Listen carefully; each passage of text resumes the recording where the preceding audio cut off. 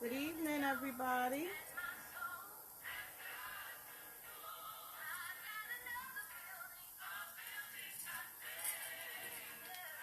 Good evening, good evening.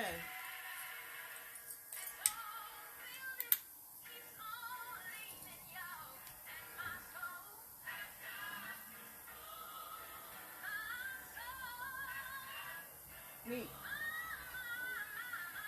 Hello, hello, hello. Good evening, everyone. Thank you so much, sweetie pie. I'm turning on the light. Thank you, babe.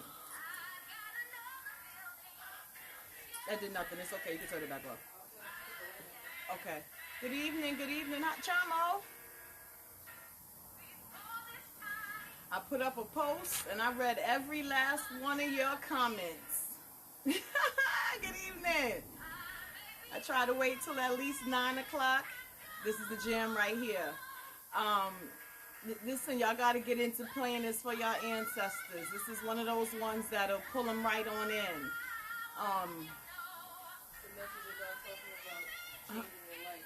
This is the message about changing your life. Come on, sis. Luz? The people asking things that the thing that's asking your aunt, what do you want from your ancestors? Louder. What do you want out of your ancestors? The concept of the song is talking about you're no longer wanting to be in the space that you're currently in. There's a leak in this house. There's something wrong with my life. There's something wrong with my situation right now. What do I need to do to fix it? Can y'all hear her? Into the next level, to the next space. That's at Aqua Ashe. That's my sister. She's explaining to you what this song means, right? And why it is one of those that'll pull the ancestors' energies closer to you. A lot of the questions and the issues was that y'all are not hearing them. Y'all are not connecting properly. Y'all are not getting what y'all need. Y'all heard. Thank you, Boy Venus. Okay. Are y'all ready to move? Do y'all have no faith?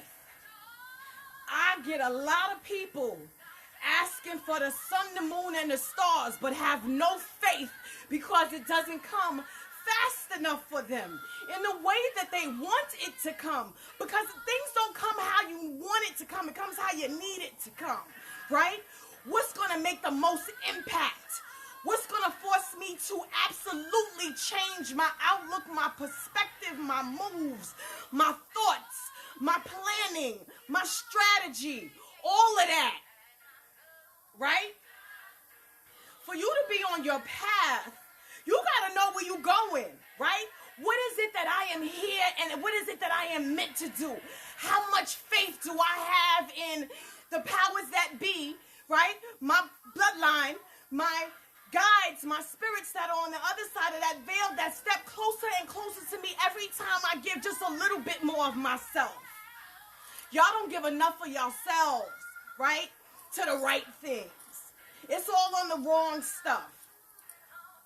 Everybody wants prosperity. Everybody wants a mate. Everybody wants all of the grandiose things. But understand that you got to work through the rough shit to get to the good shit. So who's willing to face themselves in this thing? Because you got to face yourself. If you face yourself in this lifetime, not past lives, right? I got a question about past lives, to know your past lives so that I know where I'm going in this life. Well, your past life is going to help you but a little bit, right? Because this is the life we dealing with right now. This is the one that got you bruised and battered and torn and weakened and all of those other things that you got to get through in order to get to the good stuff. So the past life stuff is only going to tell you the things that you have done and your capabilities. But at this point in your grown lives, you should know some of your capabilities to understand that some of this comes from my soul, my spirit that has been here over and over and over and over and over and over and over again. So these things are innate within me, right? 90% of it is passed down through our bloodlines, right? 90%, the other 10% is from the guides and the court that walks and rocks with us, right? A lot of the gifts that we have come through them, that mystic vision. Some of us is born through our bloodline, so it is what it is, right? I'm going to start with the basics. Y'all got me hot, or I shouldn't have started with this ancestor song. Damn it. They on me. Give me a second. Woo! we're going to hit the ground running tonight.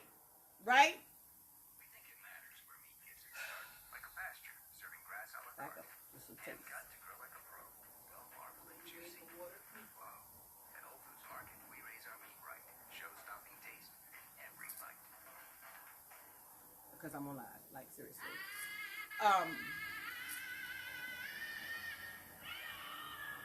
Y'all got to change.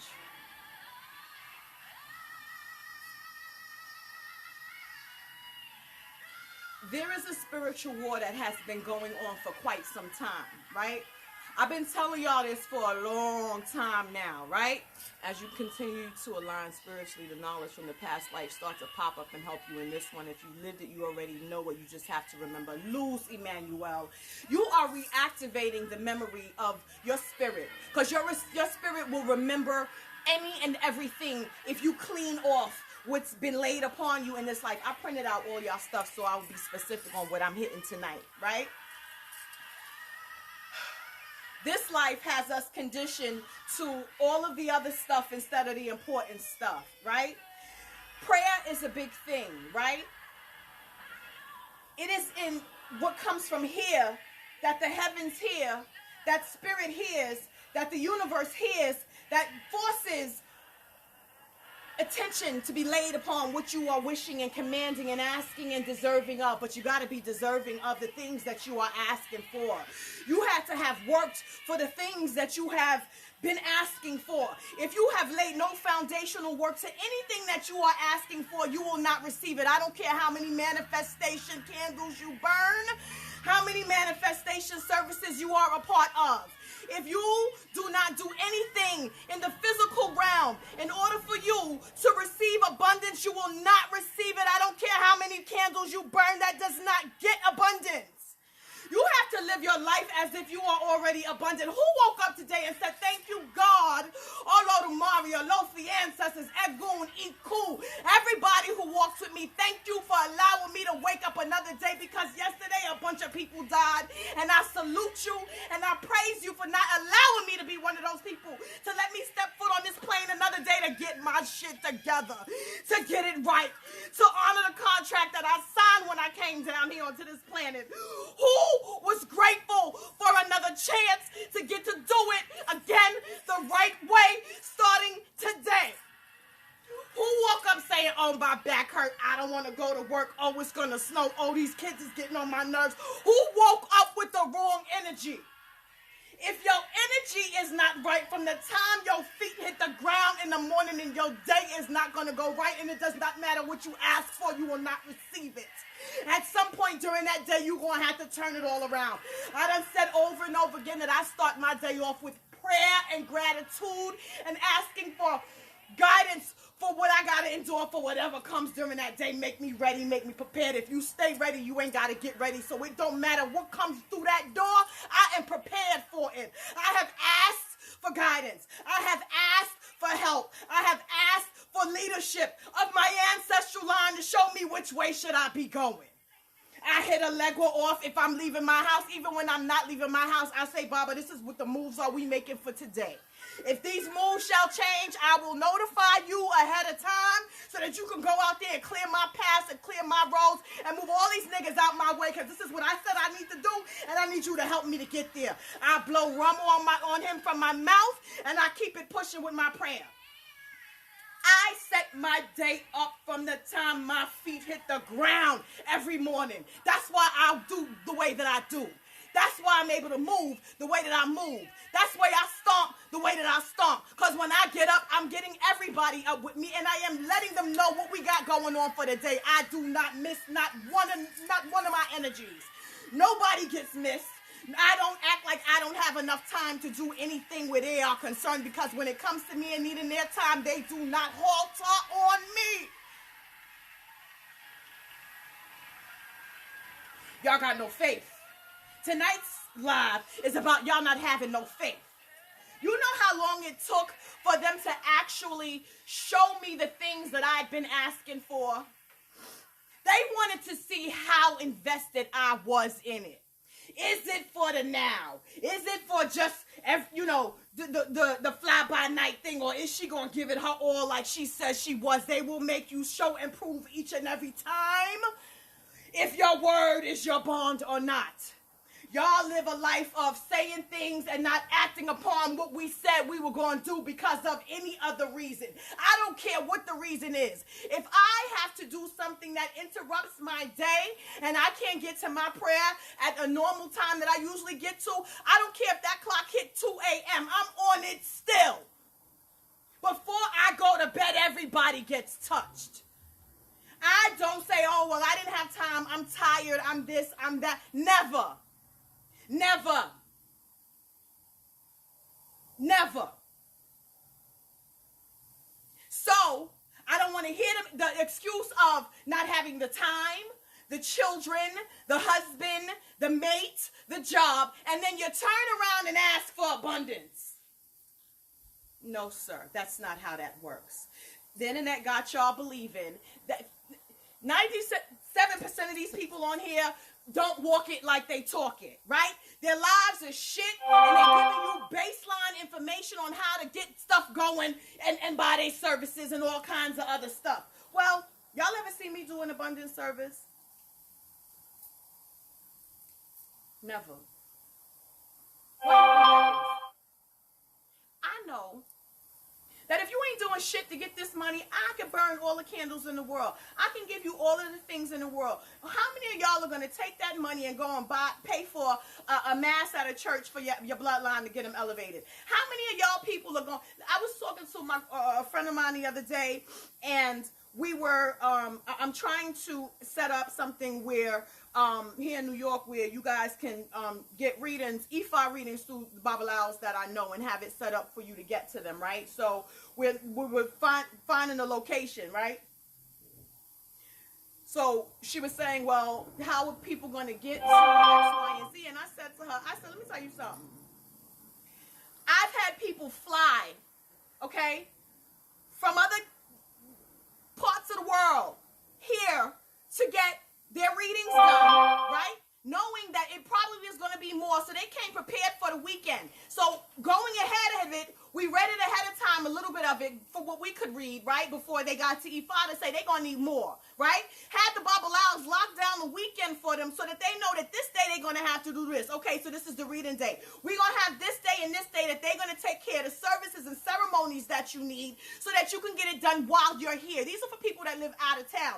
These people took their time and money and came and did what they had to do and flew back. So the people that live in New York, y'all better find a way, and if you book it, you better come, because let me tell you something about me, okay? If you make an appointment, and I have reserved these 3 Babalawos for your time and your elevation and getting information so that you can find out what your path is and you don't show, when I feel like it is when I get back around to you. That's how that goes. You know why? Because that's how spirit acts, right? I act like them. They act like me. This is our link, right? Give them a chance to see how important it is. If you miss it, your kid got to be in a hospital. If your kid ain't in a hospital, or you ain't in a hospital, or none of your shit is broke, then that ain't got nothing to do with what. I don't want to hear you didn't get a ride, right? You will wait 6 months before I will answer your DM again. You're not going to find nobody else in that time. Spirit's going to make sure that you don't. You know why? Because you're playing, right? And anybody else that takes you off the rip like that is too eager to get your money. I'm going to show you that if you do not want this, then don't be bothered with it. If you are not serious about it, then don't be bothered with it. I am one who will step all the way back and let you do you.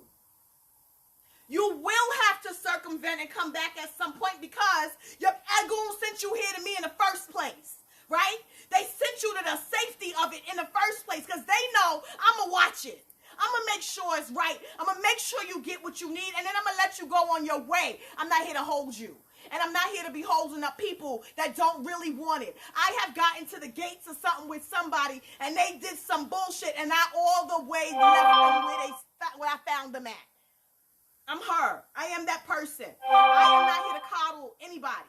Y'all are the adults. right? I'm here to get you to where you need to be, get you the information that you need to get. And if you choose to not do what's right with it from that point on, I wash my hands of it. If you real, if you right, if you want it, I'll ride with you, right? That's what I'm supposed to do, right? I'm not here to be your friend. Don't DM me asking me to find your spirit tribe and asking, could you chit chat with me? No, I'm not your friend. I have friends. My friends, I've had friends over 20 something years. Those are my friends. I don't come here for friendship. I don't come here to find a tribe. I have a tribe. I come here to help and offer assistance, right? Offer guidance, offer the link to the people that you need to be with and be safe with to do the things that you need to do. I refer you out if it's something that I don't handle. I'm big on that. You know what I'm saying? I don't bite off more than I can chew, and I don't eat from too many plates at one time, right? I eat only what's on my table. Nobody else's. Just mine.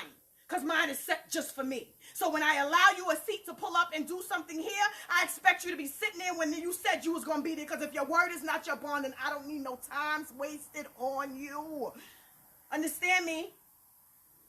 People get on Instagram and they got a gazillion followers. And they think that when they come to my page and they come to me and they ask me for help, that because they have a gazillion followers, I'm going to be bedazzled. Ma, you fucking up. I don't care about your followers. This is social media. I'm talking spirit in real life. Spirit in real life shit, right? I have walked this. I have lived this. I have gone through this. I have been forced to wait. I have been forced to do all kinds of cleansings and offerings and ebos and sacrifices and all kinds of other things with my time, my energy, my life, and all of the above, because I understand that the payoff is far greater than what I can ever imagine. Have I seen it all? Absolutely not. Do I know that there's more in store for me every day that I breathe? Do I trust it with all of my heart? You know why? Because they have never faltered on me. They have never told me anything that was not true and just and what was best for me at all times, regardless of who else was involved, regardless of who else said what. What did they say? Who's they? My team, my spirit team. How do you commune with your spirit team? Y'all gotta wash y'all heads. Y'all don't take care of the vessel, the household, the atmosphere, none of that kind of stuff enough. And then want to know why you don't dream the way you dreamt when you were a child. Well, how often do you wash your bed sheets, right? How many niggas have you had in that bed, uncleaned, that you want your ancestors to come in there and now give their energy to give you a dream? Who's in that bed with you? Is it somebody that they don't want in that bedroom with you, so they're not going to waste their time to sit here and talk because you're not paying attention to the simple signs that are going on in your life that you're not even trying to straighten that shit up? Sometimes other people's energies will affect the flow of energy of your own guides and court and team and everything else, because they understand that this person is toxic, and it doesn't matter what they do until you grow enough to get rid of that person. Then they can only keep you alive.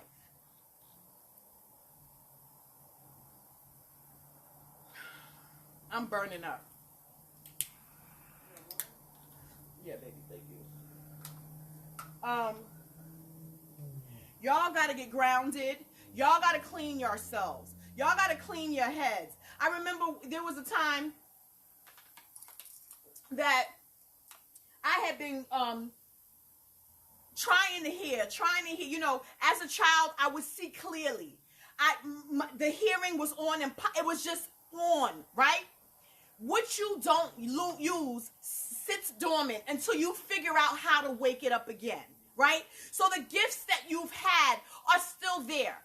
Your diet matters. What you put in your body matters. Your consumption matters. Your environment matters. Your mindset matters. How much you cleanse your body and your head matters. What you bring, what you allow yourself to experience matters. All of these things matter. If you're not getting any of these things together, then how is it that you expect spirit to all of a sudden communicate with you when you've done nothing different than you've done all of your life? But for 6 months, you started lighting a candle every now and again, putting down water every now. No consistency, because y'all ain't consistent, and I don't give a shit who says what. Y'all are not consistent. Okay? No, y'all are not consistent. When I say not consistent, I have 100 people that I service every Monday, right? I have another team of guides that need certain days, right? So every 5 days for this one, every 10 days for this one, on Fridays this one. So it's a gazillion days in there that I got a gazillion people to take care of. I never miss one. I don't care if the clock says 12:40 something a.m. The sun ain't come up yet. I'm still taking care of everyone before I get in my bed. I made a pot of vegetable stew soup the other night, and I was lightheaded to the point that I was hungry. They made me stop and give everybody, because it smelled so good, it was delicious, right? I was like, all right, I'm feeling lightheaded. All of a sudden, my lightheadedness went away just long enough for me to serve all of them, right? Once I finished serving all of them and I was able to sit down and eat, I was okay. But they absolutely took the lightness away from my head for a second. I was like, okay, sis, we understand, but we want some soup. So run us ours, and then you can have yours. I was already setting up to set it up for them, but it was so many. I was like, Lord have mercy, I'm not going to be able to stay on my feet. They was like, yes, you are. I was like, bet, y'all got me. It is in understanding and communicating and giving, even in times where you want to put yourself first, in those moments where spirit is concerned. Sometimes they want to see what you're going to do. I choose them first at all times. There's never a time where there's something spiritual that comes up and I got a date planned that date wouldn't get canceled for me to do with spiritual. Are you dumb? Never. Not never would I ever think that's my life path is not to be a dater. My life path is not to be a wife to someone. All of those things can come at time, but my life path is to do what I'm doing spiritually, and all the rest of the gifts and the blessings and things will come back to me when it's ready, in the right time, with the right person. Okay, I'm gonna get back on it for real. I slipped, but shit, you smacking me by the edges. Yeah, come on, y'all.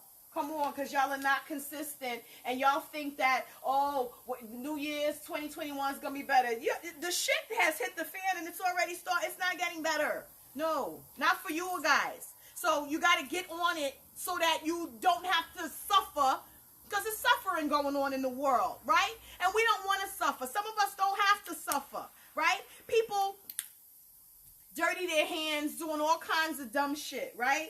Somebody put on here, and I was so pissed off at this one. This dumbass. Yo. Something about, do you want the ancestors to destroy their enemies? Oh, yeah? You think that's what they do? Your ancestors' job is not to destroy your enemies, right? This is what I'm talking about. Why are they your enemies? Why are you still in commune with them? What happened? What role did you play in it? Why can't you get away from them? What do you mean destroy your enemies? I don't ask for anyone to destroy my enemies. For what? Enemy for what? What they do to you? Why are they don't like you? What are you talking about? How dare you ask such a dumbass question to say that I want my ancestors to destroy my enemies? Who the fuck told you? What gives you the right to destroy anyone? Nobody has the right to destroy another person. Period. I don't care what they did. You let their hand be the hand that slams the lid on their own coffin. That's how the universe works. That's how the ancestors work. That's how the spiritual guides work. They don't destroy your enemies. Your enemies become your enemies because of the things that they have done from their own hands. That's what destroys them. Not you, not your guides, not your ancestors. That is not their job. You are not allowed to destroy someone else, but you can allow them to destroy themselves. It is your mindset that now dirties you by asking such a thing. That lets me know that no, you are not vibrating at all properly. Your ancestors is looking at you like, what are we hitting in? That's what we do? Absolutely not. But because people don't like the fact that other people don't like them, I don't have to like you. Be someone that people like. How about that? people don't like me. I don't give a shit. You know why people don't like me? Because I tell the truth at all times. I don't care how you feel about it. That's your problem, not mine. Don't talk to me. You got choices. You got options, right? Don't associate yourself with these people. No. Y'all motherfuckers want to go buy cow tongues and candles and all kinds of other bullshit talking about my enemy, my enemy. Meanwhile, this person just said, I don't like this bitch. You know how many times I say a day, I don't like this bitch? I wish you would. That'll be the last candle you light. Understand that you got protection, so do they, right? If I'm right and you're wrong, my team keeps a checklist of every time you did some shit to me. They watch you. Well, that bitch went and bought another tongue. That bitch went and bought someone else. She did this too, right? When that list gets long enough, because I'm not the only other person that person has done this to, right? This team steps up and says, that bitch did it to my baby too. Let me show you my list. Here come number 3. Oh yeah, she did it to mine too. Let's show our list. Now these lists are all together. You got all 900 of my people type. You got all 700 of this person's people type. You got all 13,000 of that person's people type. You got 2 ancestors that are elevated. Because you're not doing the right stuff to elevate your ancestors, right?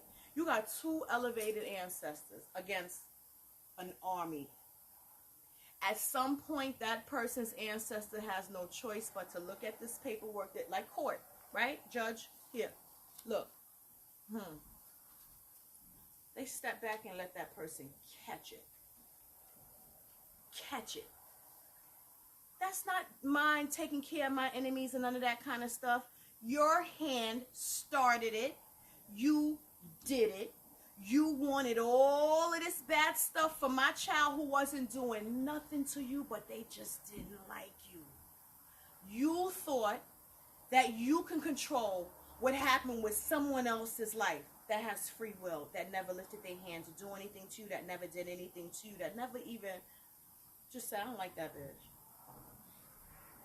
You get dragged. Why? Because your hand did it. It's called karma. It's called the cycle of life. It's called you getting back what you putting out. You reaping what you sow. As above, so below. As within, so without. All of that. I didn't have to go and light or nothing. I didn't have to go and ask my ancestors. And y'all better never, ever, ever, ever, ever say out your mouths asking for the death of someone else. You're losing your mind. At some point, someone in your line is going to catch that. And God forbid you have kids, because people don't exempt kids from this shit no more. You niggas will throw at anybody and everybody and let these kids get hit. And let me explain something to you. When y'all allow these babies to get caught up and get hit with some of this shit, you are shortening your life so fast you guys don't even understand. Stop with the bullshit. Destroy my enemies. How about you go figure out your life and find out why you have so many enemies, right? Vibrate higher. Get your life in order. Stop being such a miserable bastard. How about that? How about stop being so nasty and vindictive and evil to people? How about that?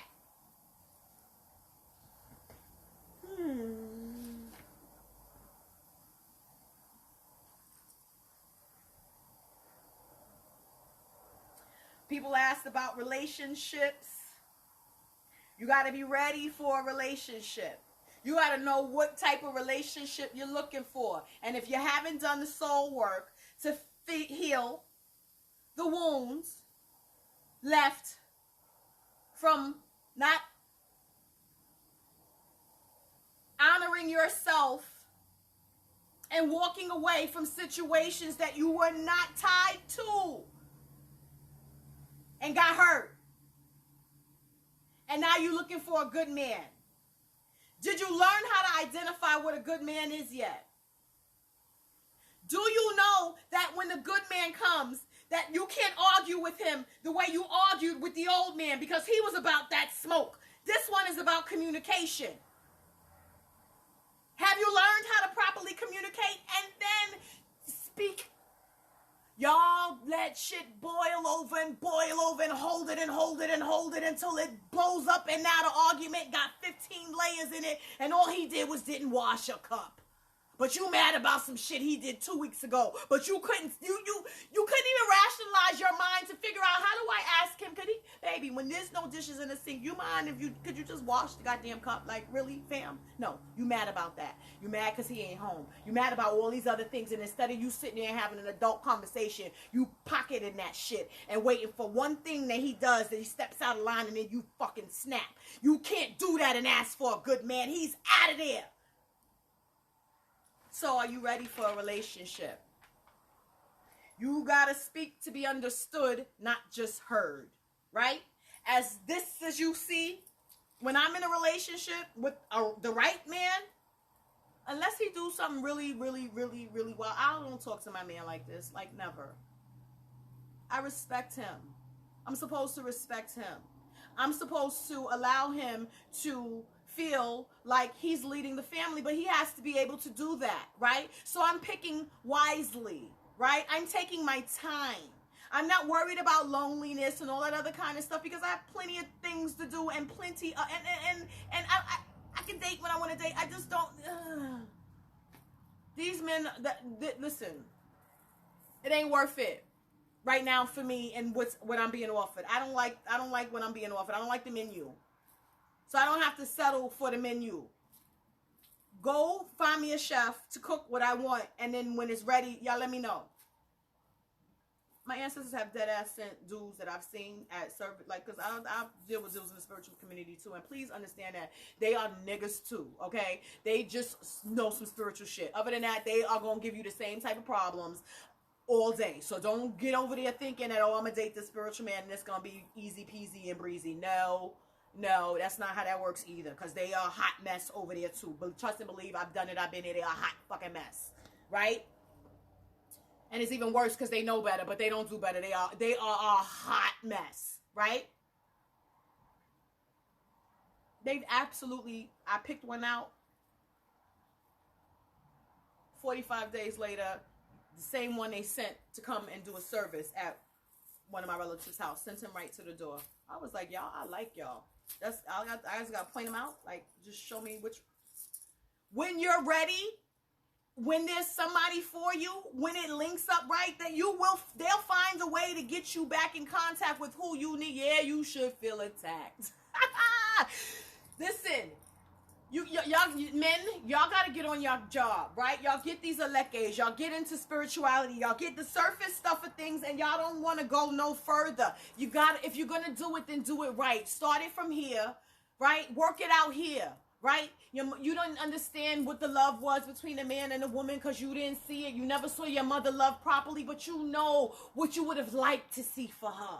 Right? It's time to start thinking just a little bit differently and getting into these ancestors, the ones that have passed, that, taught your elders that certain things were okay when they weren't. This is how they build you stronger now to help you to heal, right? I got a lot about healing, right? Okay, let's talk about healing.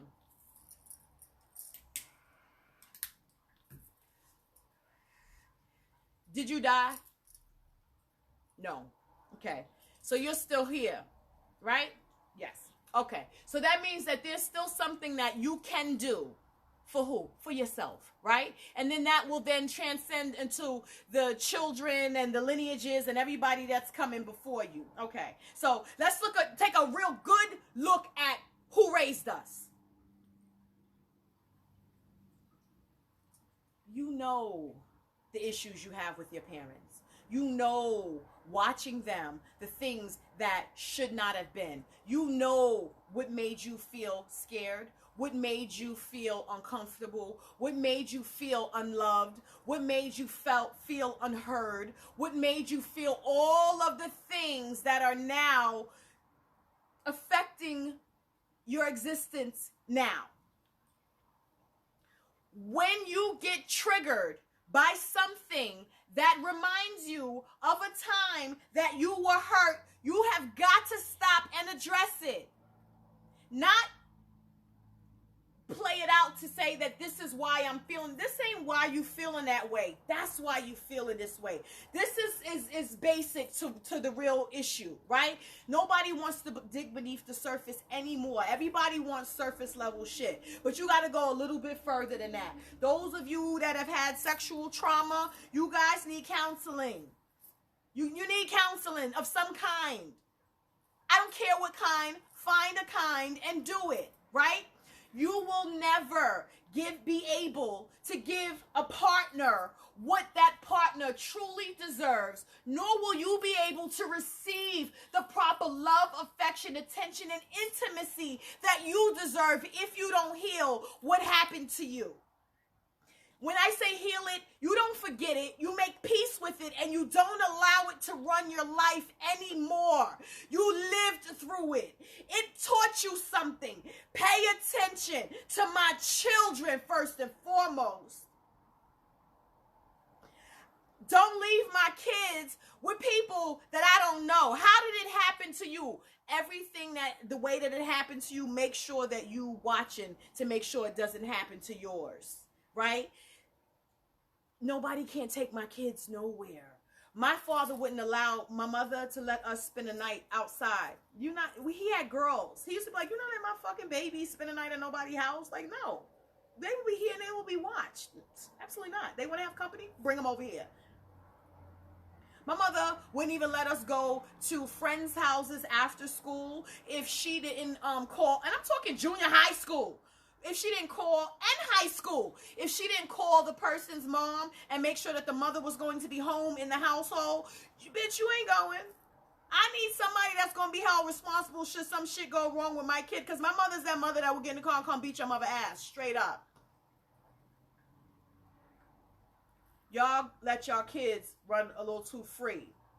Y'all let their mouths go a little too free. Y'all don't have enough structure in these kids' lives. And then y'all think, oh, I can't beat them when they sass me. I was talking to another friend of mine the other day, and the kid did some bullshit. And I said, she was like, I didn't want to hit her. I said, go find the biggest book you got in your house. Oh, you done fucked up now. You got grandma on the phone. Which hand did she use? She told me the hand. I said, get that bitch, sit her nice and comfortable in the middle of a floor on the pillow so she can't say that you abused her, right? Let us sit Indian style. Pick a position. You comfortable? Yeah. Hold that motherfucking book in the air until your arm ache. Until I tell you to put it down. You'll never use that arm to do no bullshit like that again. And the next time you think of it, you're going to think of how long you sat there with that book and how much your arm hurt the next day. And then tomorrow what we're going to do is write down that you're going to respect me, your mother. You're going to respect, just write down some shit. I don't remember. Whatever we used to do in school, they used to make you write on the chalkboard over and over again. Write a heading for her and tell her you want 400 words. I don't give a shit. Figure it out. But she going to remember. Structure these kids. There are consequences to their actions. You, adults, there are consequences to your actions. If you ain't learning it, you're not teaching it to your kids. Problematic. Now we got another generation of kids that think that they can get away with any and every goddamn thing because ain't nobody teach them consequences to their actions. Well, it's time that you learn some consequences for your actions as well.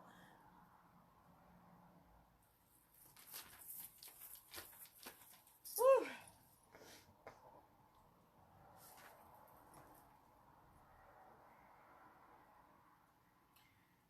In order for you to listen, your ancestors will try to communicate with y'all in a multiple different ways, right? Everybody thinks, oh, I'm supposed to hear a voice. Y'all, I don't hear, or I can. It's from time to time to let me hear a voice. 90% of the time it's in my head, it's in my ear. They'll show me a picture, they'll show me a video, they'll show me something. I will see myself physically doing something it's so fast that I'll be like, am I tripping? I'll pay attention to what I saw though, right? Normally it's something for me to do, right? If it is nothing of harm, and it's not nothing of harm because I know when I get stuff. I'm trying to give it to y'all so that you guys can understand it, right? It'll be something basic, right? Herbs, baths, candles, because some of them like candles, right? Just map it out. Write down what you saw, right? Does it make sense? Does it coincide with anything that I'm trying to do when my life is concerned, right? The messages that you get sometimes will come as a flash of an image. It will come as a dream. It'll come as, and again with the dreams, right? The entirety of the dream doesn't always, sometimes it'll be just the shortest part of the dream that gives you the message to what you were asking, right? Those of you that are looking for clarity on your paths and you've never gotten any type of a reading or a divination or a misa or any of those types of things, you've got to get that. If you are not intuitive enough or have intuitive people around you, then you've got to get it read. That's the only way that you're going to find out anything more about who's walking with you other than your ancestral line. And those of you that are adopted, that don't have access to your paperwork, that don't know your lineage, you got to have a misa, right? That's a spiritual investigation, but you got to have one or two names, right? Most records are not sealed records where you at least have your parents' name and can get the grandparents' name. So we'll start with two. Two opens the door to the rest. One will open the door to the rest, but you got to know somebody back there, right? Backwards work. You guys have elders in your family, and nobody goes and talks to the elders. I say it all the time. I get 90% of my information from going to talk to the elders. It's been years, right? My grandmother just gave me some information on one of my aunts that I'm 45. Why are you just giving this to me in 2020? We've been asking about her. Because we've done so much work with the ancestors, because we've done so much elevation, the energy is so strong that they'll jump into the elders' memories and start getting them to spit out stuff, to tell you stuff. That's how my ancestors work. They make them talk, and it'll be the randomest thing that'll flash or pop or that I'll say that'll trigger a memory, and I'll be like, hey, we'll get them. And they'll start telling me something. I would advise y'all divine or go for divination after a vivid dream like that to know exactly what it... Yeah, I'm not saying that your dream is going to tell you specifically of anything, right? What I'm saying is if you're asking your ancestors to tell you something, right, point you in a direction, and you get an image, something in a dream that gives you kind of a direction, go to them and then ask about it and then map it out and see if it makes sense, and then divine, get a reading, figure it out, right? Thank you. For you, Geechee Fairy Godmother, I know that you are into health, right? I saw your question. And you do the healthy part of your cooking, right? But you have people that did the herbal stuff, right? Do you know that? Do you know who they were? Because with the meal preps, right? This is the time for you to figure out the healing herbs that go along with certain dressings that you can add to your salads and shakes that you can add to your things. It's getting into the herbal properties of things so that you now understand the herb medicine of what it is that's going to further your business. This is the next step, right? So I think it was you.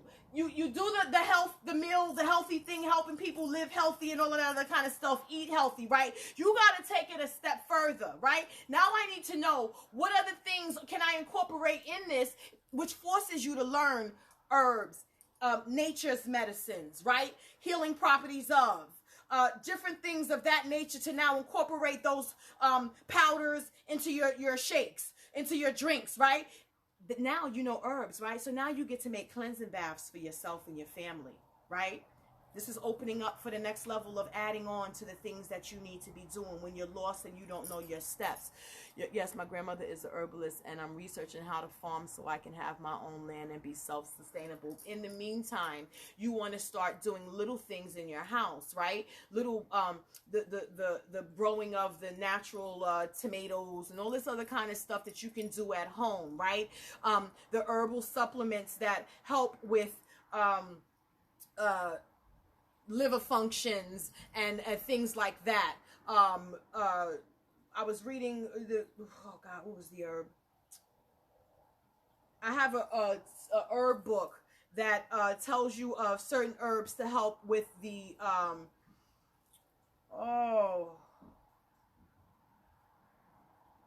neurology and all of those types of things. So you have to look into those types of things. I'm also trying to make my own herbal line. I'm literally researching vendors. Yes, okay. You sell sea moss too, right?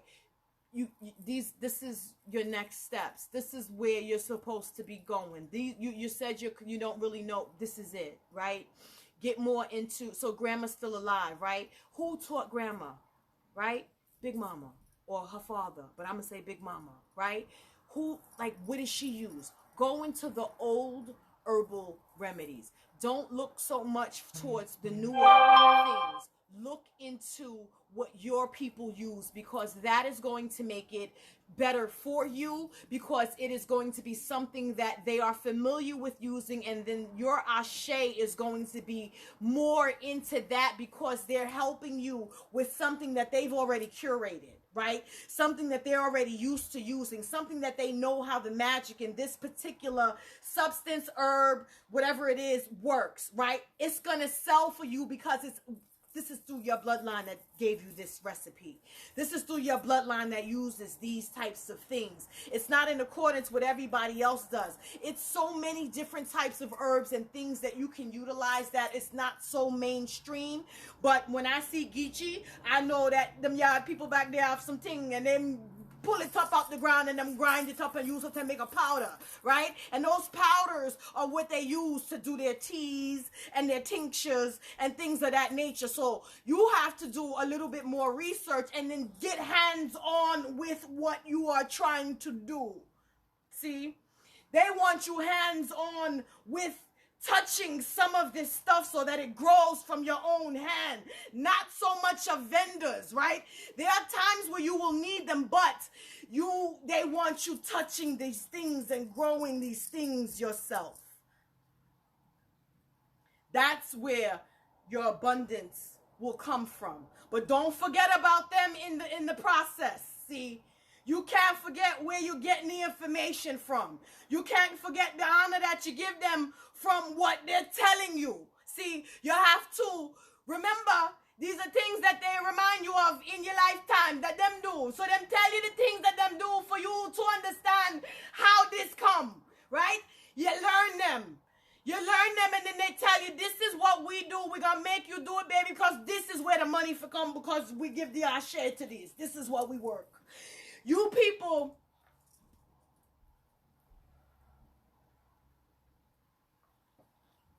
have to understand that when you're doing spiritual work, right? It goes for your abundance, for your better, for business thing, right? They all did something that was beneficial this way, right? They all had to figure out a way. Think of the time. Think of the times for them, right? Struggle, right? They fed them. They clothed them. They kept them safe, right? They had to figure out how to feed all of the children, because, you know, your grandparents and them have a bunch of children and nobody have no money to feed nobody, but they figure out the way. These are the times that you have to figure it out. Figure out the ways, right? Your grandmother's still there, so you can speak to ask the things that they use for you to be able to use it.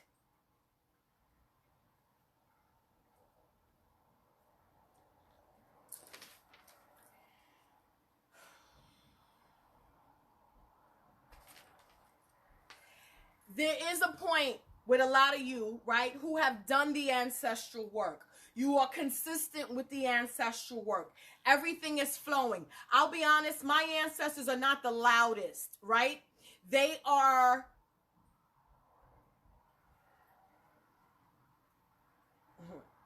listen, they kind of sit at the high table, right? And then they just allow for the doors to be open to whatever I need in the time. I have so many spirit guides and spirit from different everything, that everybody has a job, so it's not a lot of work that my ancestors have to do, right? And that is how I like it. I don't want them to have to do a lot of work.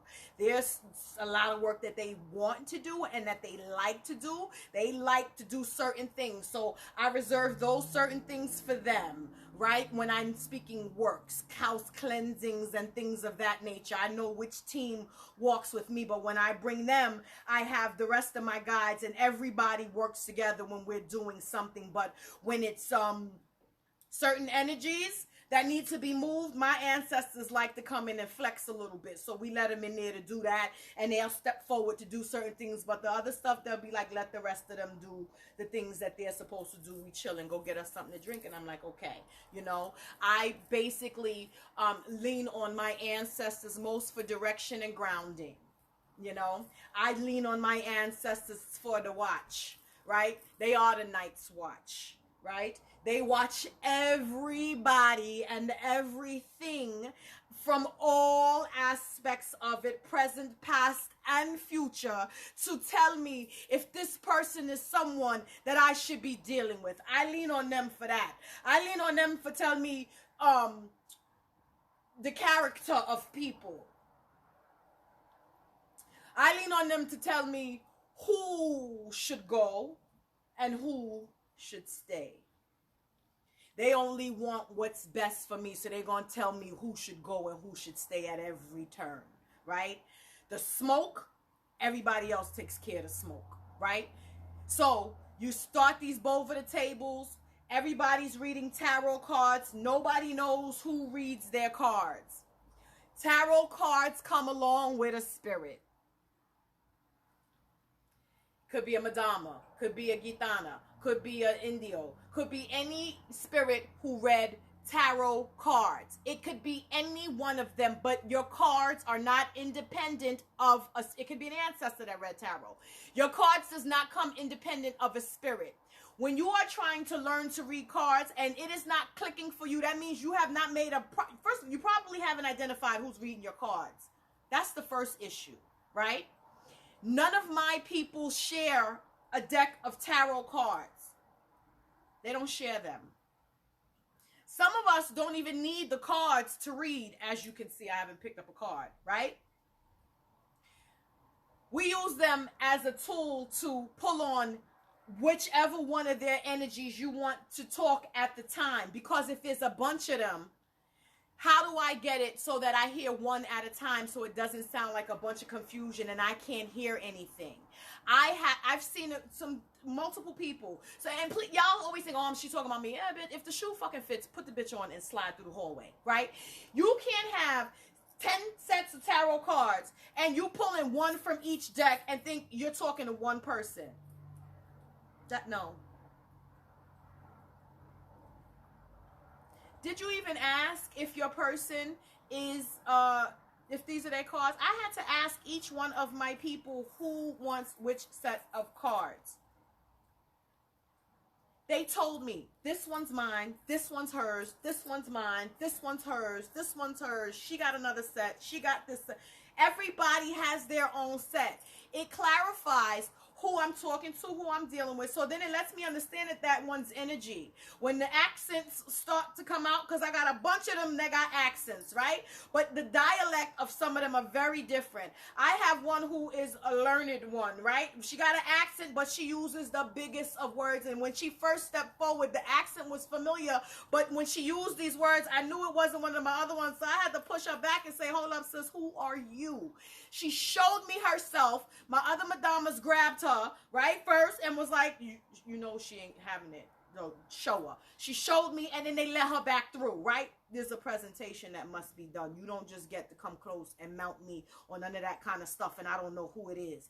And this is another thing. People think that, oh, being mounted by spirit, oh, it's supposed to just, everybody's spirit's supposed to be mounting you. Absolutely not.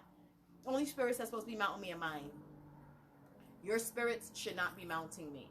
Your spirit should not be speaking through my mouth at all whatsoever. I am the horse and the vessel for my team, not yours. Yours are allowed to stand at the fence and spit their message across. My people will carry it. Sometimes I can hear them, but it'd be like a Ali Oxenfree kind of shit. You're not allowed to get that close to me.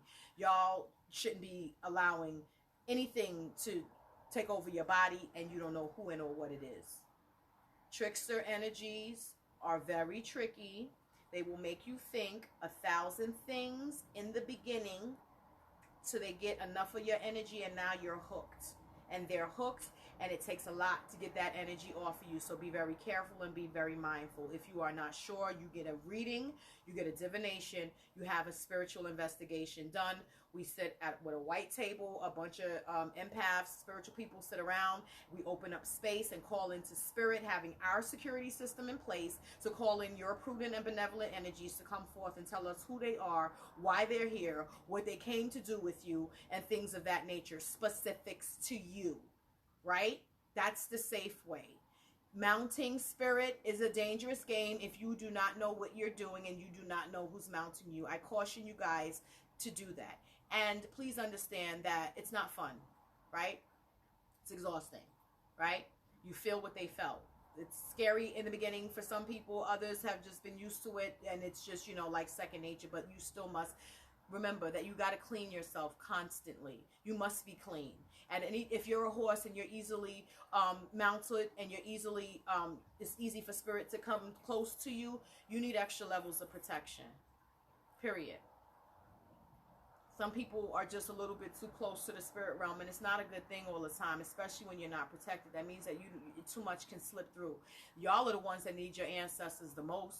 Y'all are the ones that need your ancestors stronger than anything else, because it allows for them to now open the door for the right guides to come in and kind of help them push that other stuff back. There's levels of spiritual protection, just like in wars, just like in armies. You got strings of the first ones go out on the horses, these ones go out on feet, these ones go out on this, these ones go out on this. We got the nook and loose, what do you call them?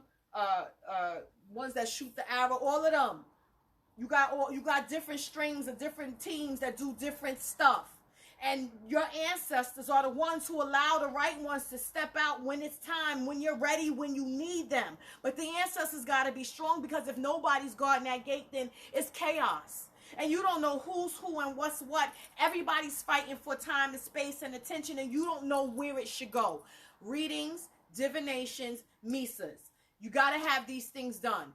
Listen, I've had them done. I still have them done all the time. There's always a new guide that steps out for me.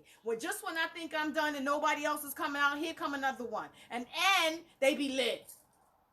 I have to be ready to handle that energy when it steps forward. So everything that's being done, all of the waiting, all of the time, all of the tippy steps from this to this to this is in preparation for me to be able to handle what comes next, right? Because in the beginning, right, they'll let your gitanas come out to do the tarot cards and all that other kind of stuff, right? She's a little freer. Her mouth is freer. Her energy is freer. The things that she'll let you do is freer, right? Then when you ain't pulling it in quick enough, your madama gets up out her chair and she regulates everybody. You, your gitana, everybody. She don't give a rat's ass. When she gets out her chair, that means that you haven't pulled it together fast enough. She's trying to give you a chance to get your spiritual thing together, but now you need some more structure and you need to pull it in, right? When she gets up, it's a problem for you. So, tippy toe your way through this. Stop running, stop rushing, have faith, do what you're supposed to be doing. Stop being a hater. Kill your ego. Learn what you're supposed to learn. Stop learning from YouTube. Stop learning from people who are just fakes, right? I saw something the other day that boiled my blood. It said online, someone had put up a post, and this person has like 240,000 followers, because I looked. I was like, I gotta see this. The post said that your grandmother's mother is the most important person on your ancestral line. I was like, who said that? Where y'all get that from?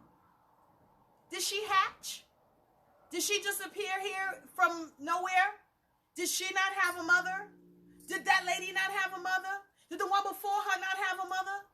Who the fuck said that? That's It's the most disrespectful thing that I've ever heard in my entire life, and I don't know where these people get this stuff from. There is not one ancestor that's more important than the rest. Everybody is equal. Everybody is even. Could you imagine if your mother liked you, your sister, more than she liked you? How is that relationship going to work out with you and your mother and you and your sister? You'll always be jealous of your sister, and you'll have resentment for your mother and your sister. Does that look like a united front? Spirit is the same way. It makes no sense. What you give one, you give to all. What you do for one, you do for all. No one gets more than the others. Sometimes one will ask for something in specific, you give it to them. But if anyone else should ask for something, you give them that as well. No one gets a separate altar. Everybody's together. There's no head of the ancestors. Are you crazy? Who said that? That's the dumbest shit I've ever heard in my life. I don't know who makes up this stuff. So grandma just appeared here? No one birthed her? Is the father any less important? Because can we have babies on our own now? Am I missing something in how children are born now? Creation? Science? Am I missing something? Stop listening to these people. If it don't make it, some shit just don't make sense. That does not make any sense. 240,000 followers, I said. You know what the people were saying? This was the kicker. 60% of those people were saying how the grandmother was such a nasty bitch that she don't deserve a room on this, that, and the third. I was floored. Who are you? Unless that lady took y'all outside and hung y'all from y'all feet and beat y'all butt naked in the yard with leather wet belts. Who are you to say what she don't deserve? Did she kill anybody in your family? Was she molesting the kids?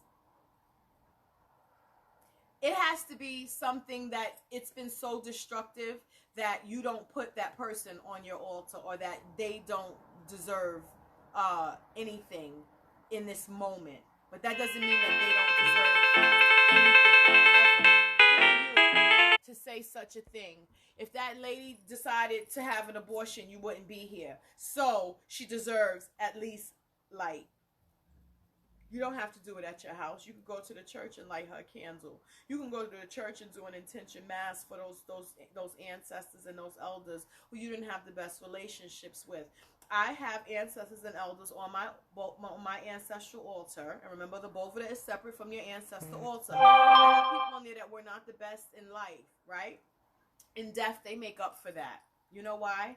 Because we're giving water, we're giving light, we're giving liquor, we're giving food, we're giving song, we're giving energy, we're giving elevation, we're giving all of these things that allows the ancestors to move freely, that allows these spirits to be stronger, that allows them to not be trapped in darkness and despair. So remember, spirits don't die. Energy never dies. If you died and you were just a roundabout shitty person, you get the chance to not be that anymore when you shed your flesh suit.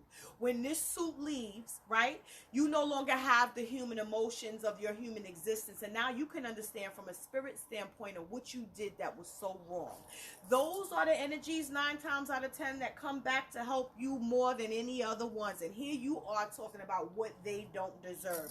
They are the ones that can warn you about 90% of the people that were like them who you should stay away from.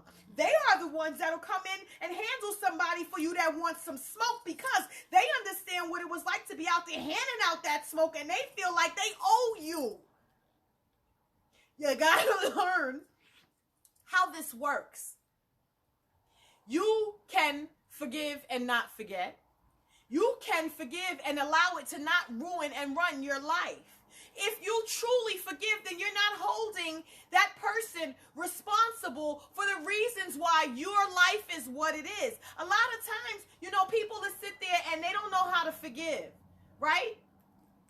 When you ask what happened to that person and you understand what that person's story was, to understand why she was so mean, you understand that she didn't know any better.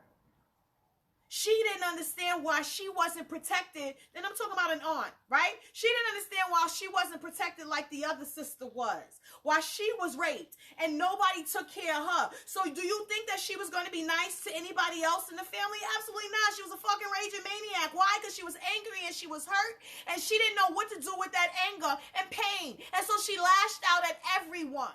So for years, everybody was like, oh, I'm not putting her on my altar. I'm not putting her on my altar. Until I said, what? I'm putting her on my altar. She came through and apologized to who she hurt. And when it's smoke, she be the first one out her chair. Who wants it? We be like, yep, you the one. Because she was mean as shit in life. She ain't like that no more with the family, but with everybody else, she pull on that. She's elevated now. She's learned, right? Just because you die don't mean you don't have to now still learn. No, that's what the transitional phase is about. Learning still, even in death. So those of you who think, oh, I'm going to commit suicide, oh, I ain't going to be here no more. Bitch, it ain't no better. You still learning on the other side. You just not here no more. It don't get no better over there. Somebody got to be here to elevate you. And if you didn't teach your children how to properly venerate and elevate and all that other kind of stuff, you're going to be in darkness for quite some time, beloved. So you might as well suck it up and get it together now and have your table set so that when you do leave this plane, your house better be in order as I left it, meaning everybody has learned and they can carry on the traditions so that I'm strong enough when I cross over to do the right things and help my people.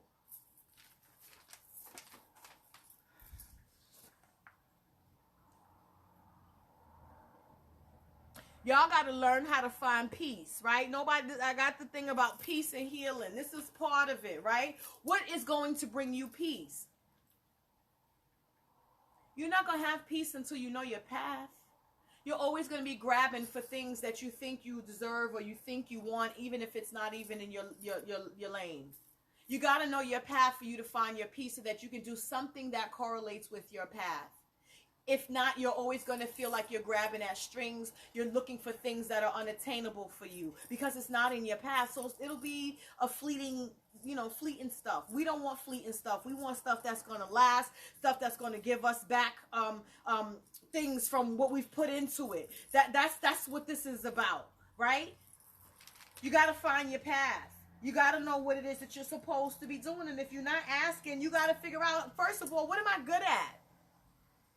A lot of y'all will work these 9 to 5s because it pays the bill. Okay, but what am I good at? What do I enjoy doing?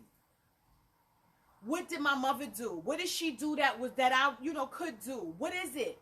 Spiritual people come from spiritual families. It's not just one of you. That comes through the bloodline. So, who prospered in the family? Listen, there's not one family who the entire family was a bunch of fuck-ups. You can't tell me that every single person in the family was a bunch of fuck-ups. No. Not everybody, not one good person. It doesn't happen. You find out who that person is. You talk to your people. Old photo albums. If you look at my other lives, I always give y'all little tips to go over and talk to the old people, bring them something, get them talking, playing music, pull out the old photo albums, and get them talking about old school shit. They tell you everything you need and want to know to understand who this person was. When you move from there, you start venerating them at home, you're doing the things, they will find a way to get you the rest of the information that you need. Oh. And talking to the ancestors, once you have your altar space set up, you know what my little sister does? She goes and sits in front of them. We give them the food when she cooks. She put their food down and she'll go and sit in front of them and eat with them. How many of y'all do that? You go over there and sit down and eat with your people? Simple things, right? You have to think family. This is my family. What would I do with family? Well, I would sit here and talk shit while I'm eating my food with my family. In the morning, when I go sit down and have my coffee and smoke my cigar or whatever, I'll sit there, give them their coffee and sit there and shoot the shit with them in the morning. Like, what's good, y'all? What y'all going on today? What y'all doing? Y'all like the coffee? Somebody want milk, sugar? What y'all want? Y'all want that black? It's good? I got some muffins. Y'all want a muffin? Like, I'm about to make me some that y'all want. Right. Sometimes, right. Y'all have to understand that these are the things. I do that with my ladies, too. I come and sit and I have my coffee with them sometimes in the morning and just chit-chat and shoot the shit with them. What I miss? What I need to know? Who did some shit?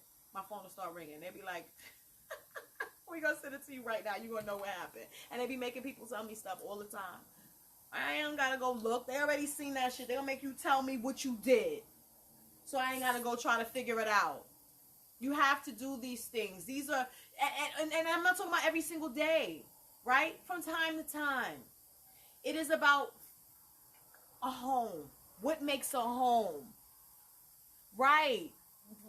Sometimes they don't want shit but a prayer, and then they tell you to go. Seriously, they tell you, now go ahead and go do what you're doing. That's what we needed. We just wanted a little bit of time, just a little bit of acknowledgement. Now go ahead and do your shit. And don't think that they don't walk with you for the rest of the day. They still with you. They still watching. And if something comes up that they need to tell you all the time, they will. Facts. Facts, they will. You guys got to be specific with your questions. One thing I did want to cover. I started doing the ancestral readings, right? People don't understand the difference between the Miranda Lagoon ancestral readings and my regular tarot readings, right? My tarot readings is my ladies. They're going to climb up your back, through your ass, and come out your mouth. Facts, right? That's them. When we're doing ancestral readings, it's not the same, right?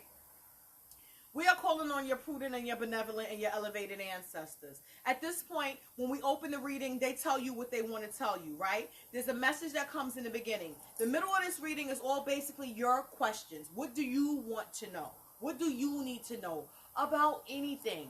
About your path, about your walk, about who's in your court, about them, about your life, about your money, about your mate, about your kids, about your health, about your love life, all of that. You ask what you want to ask. They're answering you, right? They close with a message as well. The beginning is the message. The middle is what you want to know. The end is how they want to say goodbye to you and what they need you to do. That's that. It's not a lot of ass cutting in that unless you're not doing what you're supposed to be doing. And sometimes my people will step in and be like, yeah, but they're not doing X, Y, and Z. So because I'm intuitive, I'll give you a little bit more with that sometimes, right? But for the most part, that's that kind of reading. When I'm doing my tarot readings, that's my spiritual court. Oh, they gonna rip your asshole from start to finish. They not nice. They're not giving it to you nice, and they ain't no yes or no questions. They are giving you everything else you ain't asked for. That's that kind of reading. Those are the differences. Don't get it mixed up. These are what it is. This one, you talk to your people, they tell you nice, nice, nice, right? If it's some dumb shit, they're going to tell you that too. You want your butthole ripped out and you want to know the real, that's where my tarot readings come in, because that's my ladies and they hold no punches. That you can ask what you want to ask, they're going to tell you what you need to know. And then they're going to tell you, stop asking that type of dumb shit. That's what you get from them. Those are the differences in the readings. Just go to my DMs. Thank you, mommy.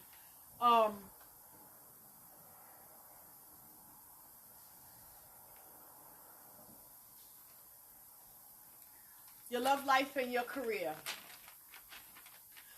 Most of y'all don't understand that your ancestors, especially the strong ones, right, don't want you dependent on a man or a mate, right? So they are trying to get you to get your finances together before you go and try to, they don't want you to need a person, right? They want you to fully mesh with someone without being dependent upon that person. Yeah, I'll be reading people for filth. But it's helpful, right? If nobody tells you that you're doing something wrong, if nobody points it out, then you just go along thinking, oh shit, it's sweet. It's not. I'm going to tell you it's wrong. Just change it, right? It's okay.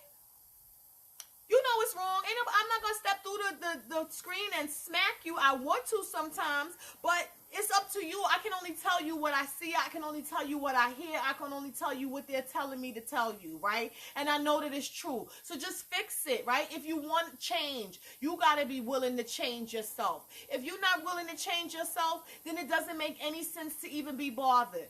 This goes into changing oneself. That's what this walk is. Every day I should be shedding off another layer and growing another branch. Every day. And at the end of that, my branches should be full of flowers and leaves and all types of life force at the end of it, right? I don't care how slow they grow, as long as they're growing. That's all I need is for it to grow. That's the best energy, none of that pretty bull. No, it's not, because life ain't pretty, so why would your readings always be pretty? If you get all readings all the time and it's always only good stuff and you constantly feel that you need a reading, that reader is not telling you what you really need to know. Obviously, right? I shouldn't need to talk to a reader all the time if I'm getting my stuff together. If this person is giving me a reading, because when you get off a reading with me, I'm telling you, I'm giving you instruction, right? We're going to talk about where you at in your life. What are you doing with yourself, right? Let's talk about your mate, right? Let's talk about what you're sacrificing for love. Let's talk about how much you're giving up for just to say you got love in your life. No, your people don't want you to do that, right? There's plenty of people out here that don't know themselves once they get into relationships because they're no longer themselves. They are taking on everything that this other person has, and you're losing yourself in the process. That relationship doesn't have a chance. So if you can't be authentically yourself and grow with this person, your ancestor will get rid of that person. I don't care how long it lasts. I don't care if it's 8 years. If it hasn't been a good 8 years, somebody got to step away. You never grow. You won't be abundant. They're not giving you no money to take this dirt bag with you. Cut it out. And I'm talking male and female. This doesn't go one way without going the other. Fellas, same deal with you. Right? I know plenty of guys that have guys that sick of their females and sent the bitches away. Got rid of them. Straight up got rid of the girls. Because he ain't doing what he's supposed to be doing. And they not helping. So they just got rid of everybody. Now you sit over there by yourself and figure it out. Because we not playing with you no more. Yes, absolutely, so-called friends too. Oh God, they be the first ones to go. They should be the first ones to go. Your committee of fuckery, they gotta go too. They'll reveal all of them, every one of them, and you gotta be able to sit by yourself sometimes. They will clear shop, clear house on you. And you need it, because you're paying too much attention to the wrong stuff. You're occupying your time with the wrong stuff, the wrong energies, the wrong people, and then we have these vampire energy succubus people who will call you and dump on you and all of that all day, every day. And here you are, because you're supposed to be a healer, because you're supposed to be helping, because you're supposed to be doing something within a spiritual vein. You feel obligated to help them. You're supposed to be helping people, but not that person. That person has identified your weakness. That person is using you. And that person knows that they can dump on you and pull from you at any given moment because you're always there. What happens when you close that door and reserve all that energy for just you? You grow instead. That's where it's supposed to be. Then you're strong enough to do it enough for yourself. Growth, right? Learning, right? Getting to where you're supposed to be, and then you help other people. That's how it sticks. That's how you're safe, and that's how it's supposed to be.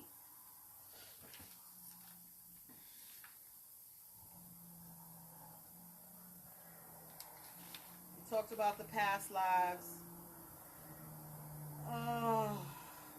Those of you with kids, y'all should be incorporating these kids with what you're doing with your ancestors. Not your bovitas, but your ancestors, right? That's their ancestors too. They walk with them, and 90% of the ancestors is really only paying attention to you because you got them kids, right? They're giving you leeway because you got them kids. They need you on track so that these babies are not lost.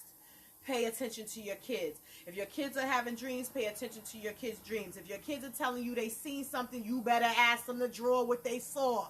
Right? Talk to mommy, talk to daddy, tell me everything underneath the sun. Kids see and hear clearer and more than we do at any given moment because they are innocent. They will be your watchdogs if you let them.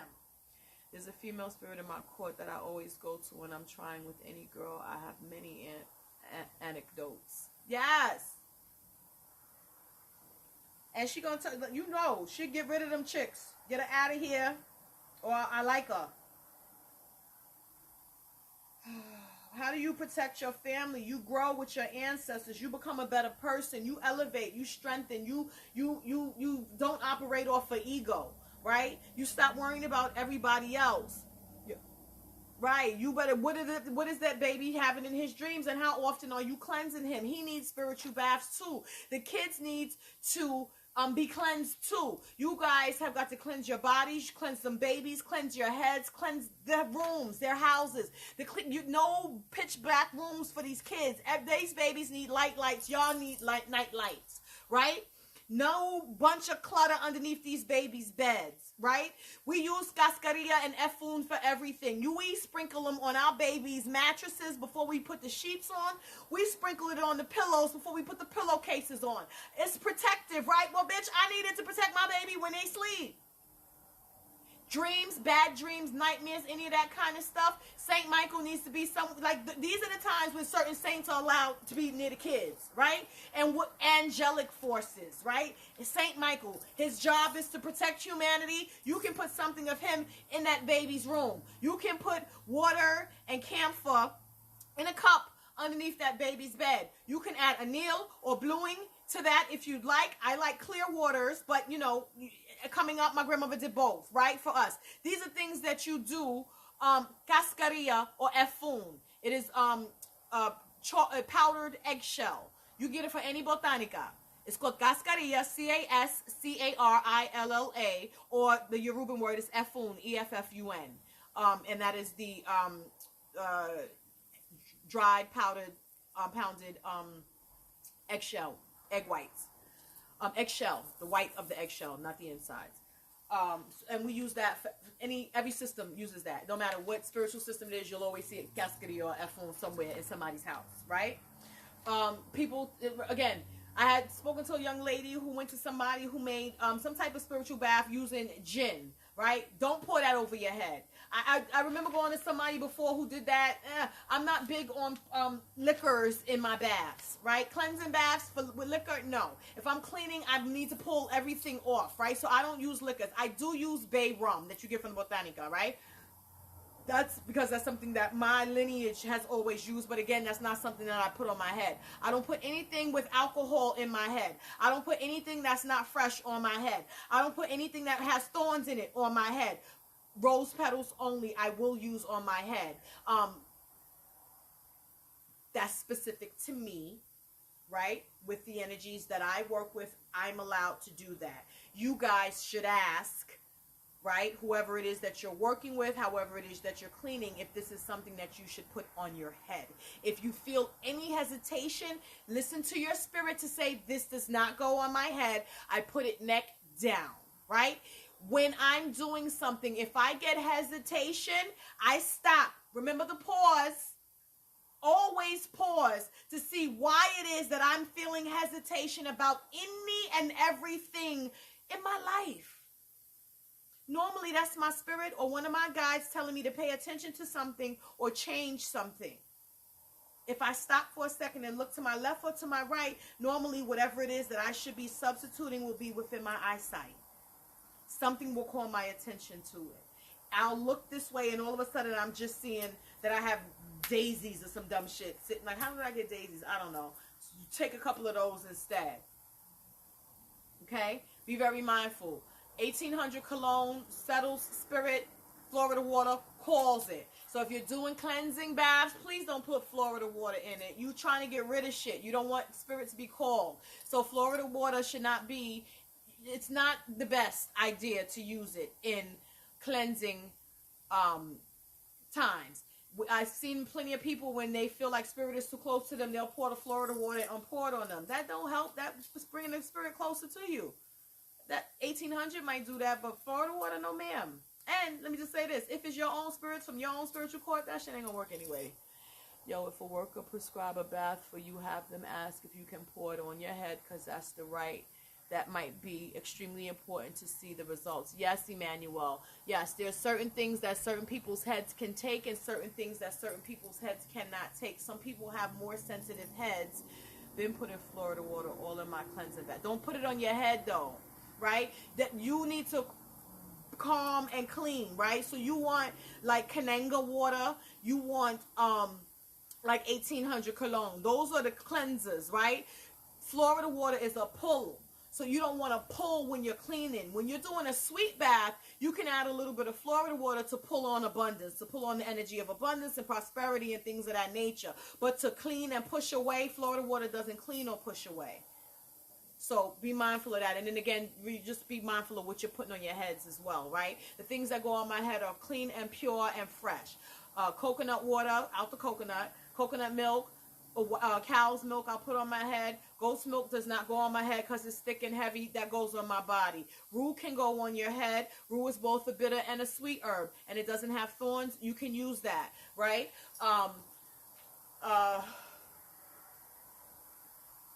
Those types of things. You know, there's a gazillion different herbs, right? Yeah, rue cleanses and pulls. It is a dual herb. Some herbs have dual purposes, and this is why you need to know the herbs so that you know what you can use it. We get a pound of rue, and we'll split that in half and use half of it for cleansing stuff, half of it for pulling stuff. Prosperity, spirit baths, money bath, all that. Rue's a puller. That's the good stuff. It pulls in the good, right? It also pushes away the bad. So it's how you anoint the herb, how you speak to the herb for it to pull in what you're directing it. Basically, if it can do both, I just need to tell it what I need it to do when I'm using it this time. That's how the herb is energy, right? You direct energy. You do the same thing with the plants. That's how it works, right? Just be mindful if pregnant women shouldn't handle a lot of fresh rue. It's not good. It's been known to, it can cause miscarriages. So if you are with child, you should not be handling fresh rue. Get some gloves. Right, you boiling it, you can still wash your body with it, but you don't want to handle the fresh rue. If you've ever touched it, it leaves like somewhat of a sticky substance on your hands sometimes. So be very mindful. Pregnant women, don't handle fresh rue, please. Goat's milk, they sell it at Whole Foods. How about that? I've gotten fresh goat's milk from Whole Foods. It's cold, not in the can. It's cold. Yep. A lot of these places, these viveros, sell stuff like that because, like, when we go to buy the live poultry and the birds and they have the goats and all that other kind of stuff in there, they'll take, like, when we need, Oshun wants quail eggs, they'll have the quail eggs because they sell eggs, right? They'll sell the quails, they'll sell the eggs from whatever the animals, the milk, so all of that kind of stuff in these places. Some of them will do that. In New York, I know that they do. Walmart is not, you don't want canned goat's milk. You want fresh. So it will be wherever the cold stuff is at. West Indian places might have that. Farmers markets, yes. Those types of places would have that. Someone had asked for the ancestors to be able to connect with them in a way that they can understand it somehow. You have to sometimes give direction, right? You can't expect them to just always pick out something and then you're going to know what it is, right? You tell them, let me see, if I'm going to be outside, let me see these kind of birds or this number of birds or this kind of flowers, or let me see a sign for something or a license plate number, any of those types of things. Whatever answers the question, they figure out ways to get information to you. You know, you just have to be open enough to put yourself in a place to get the answer, right? If sleep time, and that's a lot of the people here, get most messages and have dreams. If you're a dreamer, then you know that you have to put yourself in a relaxed state. Before you go to bed, take a nice warm bath so that your body is relaxed, your mind is relaxed. Don't watch crazy stuff before you go to sleep. I personally sleep with crystals, right? Some of them I have in water. Some of them I have in my pillowcase. I have crystals all over my house, but I also have crystals on my boveda. And I'll have correlating crystals from what I have underneath my bed, on my pillow, on my boveda. You know why? Because I want the same crystals that I'm using that's getting the energy. They know from what I put here. I use these. This is what I use. So I'm going to take this from over here. I'm going to put it over here. And this is and it has to be a crystal that does something with communication, right? Look up the properties in the crystals, right? Certain crystals act as terminators to bring energy in and outsource energy, right? To allow you to get clearer communication in the dream state, you know? They have certain petrified woods that are specific for ancestral communication and things of that nature, right? Kyanite, celestite for angelic communication. A lot of crystals have these powers and purposes in them. And then remember, I say if it comes from the earth, it serves a purpose. So you just gotta figure these things out, right? Right, that's not one that you get wet. Selenite cleans other crystals, right? Look it up, see what helps with psychic abilities, communication, all of that kind of stuff. If you are a person that astral travels, you want something protective there as well. You know, you need to be grounded, right? You need to make sure that you are grounded as often as possible. Coffee, baths, ground. Pruning plants. That's why I got a gazillion plants in here. I'm stay digging in my plants, right? That's grounding, right? When you're potting your plants, you're plotting seeds, you're pruning, you're watering, all of that kind of stuff is grounding. Sitting with your feet in a bowl of salt is grounding. Sitting with your feet in dirt is grounding. Be mindful, not mud. We don't do mud. We don't track mud in our house. Remember, spirit follows scent. Muddy, you stinking, you outside, and then you're tracking your scent, all that, back into your house. Spirits outside will follow that scent right to your door. No muddiness. You have muddy boots, you leave them outside your door. If you could rinse them off when it rains or it's any of that kind of stuff, I keep a plastic bag. Everybody take their shoes off on this bag, no mud on side, and then we take them, we wash the shoes, and then we put them back down until they dry. You won't be tracking those spirits over here. They're not going to follow you to my door. Are you crazy? No. Stop. No, y'all are spiritual and y'all don't even realize it. And so y'all are lighthouses anyway, and half of y'all picking up shit anyway. You got to make sure that you don't bring it home with you. We don't pick plants, or even the plants in my house. If it's raining outside, I won't pick from my herb plants. That's when the earth is feeding itself. Earth is feeding the plants and life, right? It's eating. I won't pluck from there. That's disrespectful. And that's like me sitting down and eat my food, and you come and try to let me get a reading while I got my fork to my mouth. I'll slap the shit out you. That's what the universe was trying to tell you with nature. Respect nature. Respect its properties. It's a relationship, right? With everything. If it comes from the earth, it serves a purpose. That means you must respect it. That means you must know how to work with it so that it works with you.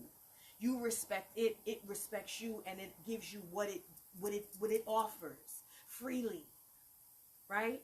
When we go to the woods or into nature and there's anything that we take, you always leave something. You don't take without leaving from nature.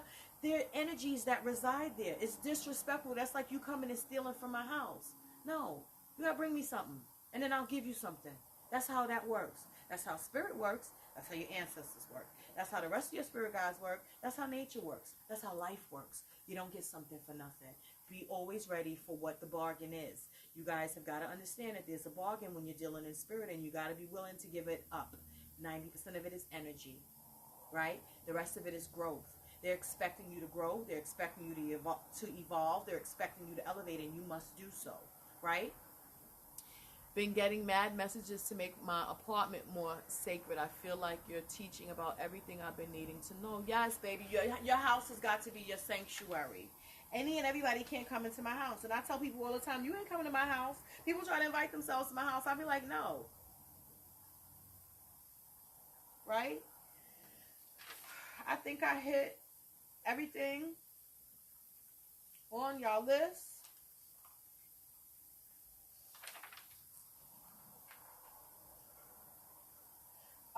Showing you your natural gifts in a way that you understand and not have to play Blue's Clues because you're all over the place. You gotta, while I take an acorn every fall from the park, what should I leave behind?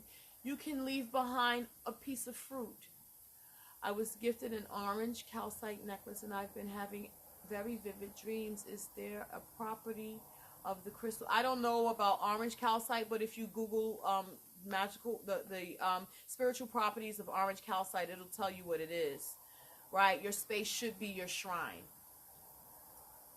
You should be comfortable in your space. It should be your shrine. It should be your sanctuary. Damn, I forgot what I just read.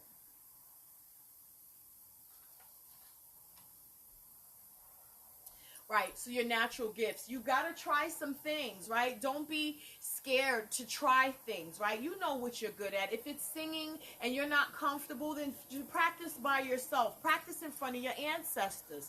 You know what I'm saying? They appreciate song and voices like nobody's business. And they don't care how crazy you sound. They just want the energy of it. They just want the vibration of it. That builds them. That gives them strength. And it allows them closer to you. It allows them closer access to you. And you're giving something of yourself that no one else can't give, and that's pure energy from you to them.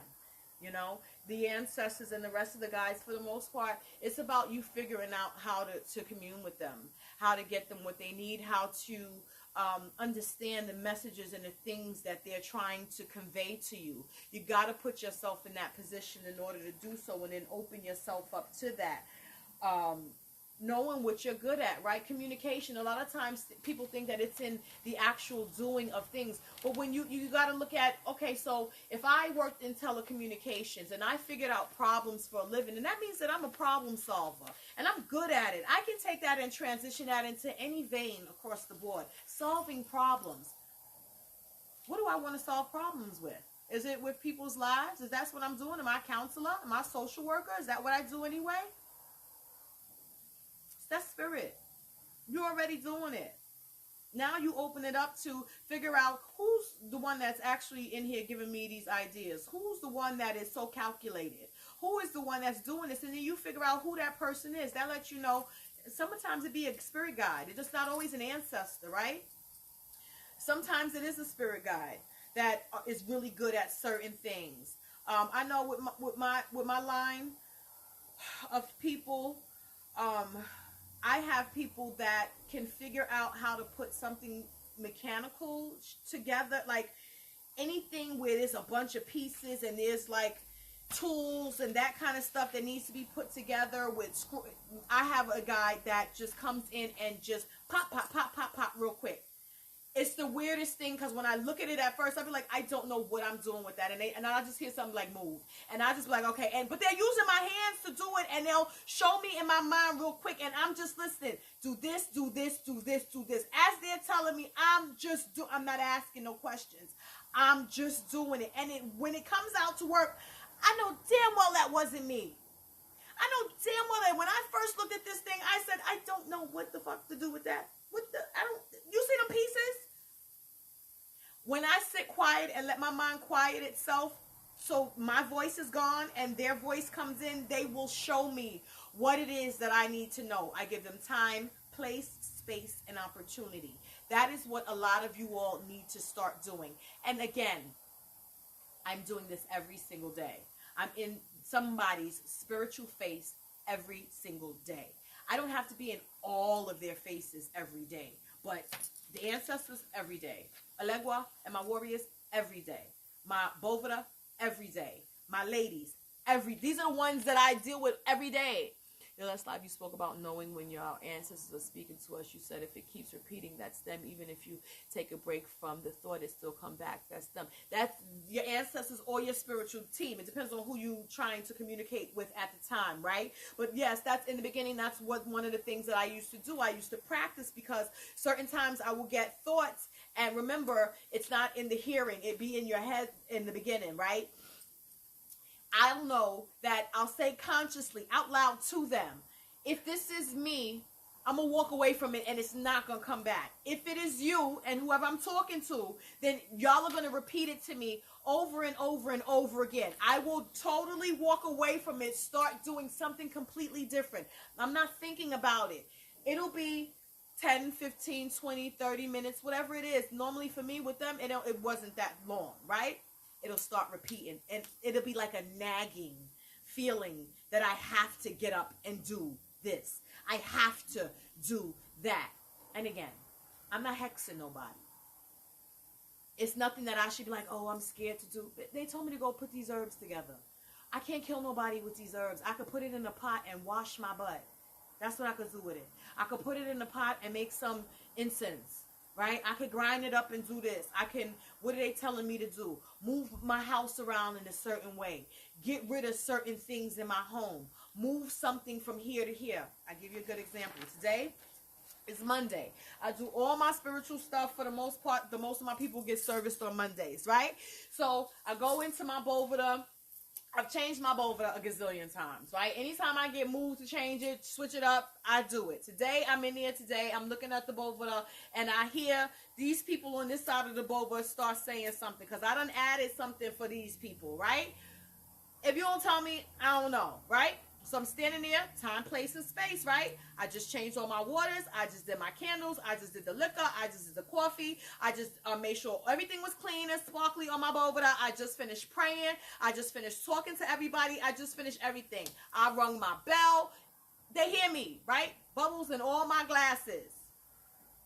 I'm standing there. They like, we don't want it. Why are we in the corner? This is what I hear. I'm like, oh shit. They want to move up. They're like, obviously.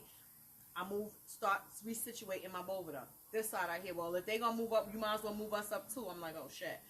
I've moved them up. Reschedule and remove it. This is something like, I'm not bugging. I heard what I heard. I know what I stood here and just started doing, right? So if I'm listening to what Spirit is saying, then I'm understanding what their needs are. I looked at it and I said at first, why did I put this thing right here on this side? I don't even remember putting it over here. Why is it over here? Move this, move this, move this, move that. When I look back at what I had changed, now it's more formatted to what they wanted and or needed, because now this group is stepping forward, right? So I know now they're going to want something more from me as far as work is concerned, because now they're making me reposition them on my bowl of the table. Whereas for this time frame, they've been fine where they were, but now they're asking to come forward. That's not a guess to say that there's something that I'm eventually about to have to do with both of them. Something's on its way to come up that I'm going to require information and knowledge from what these particular guides have come here to offer me. Because they've been there, because I've always serviced them, although their communication comes in every now and again when they require something, when they step forward like that in this moment to say, now move me forward, reposition me, that means that they needed to pull me closer, right? I did that. How do I know what they're going to want? No, not yet. But I set it up like that today. When they tell me, I'll know. But for this point, that's all they wanted for today. Move this around. Change. Sometimes, like, you know, the other people, they use the feng shui thing. It's real, right?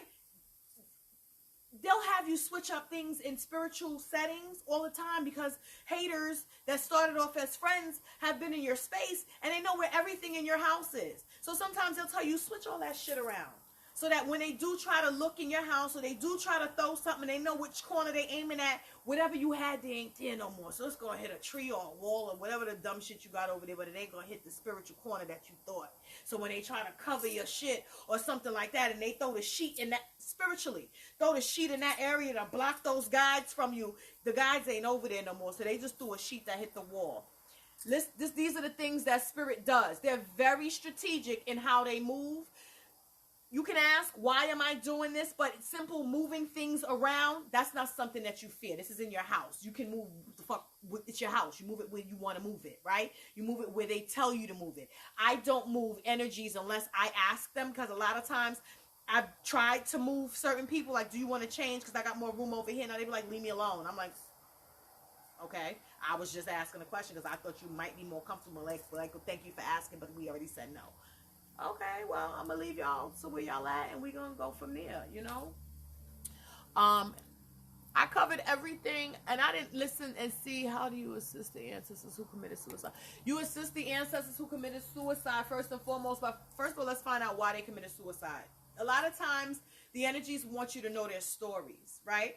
When you identify the stories of what happened to them and the reasons why they feel the way they feel, it allows for their spirit to finally be heard, right?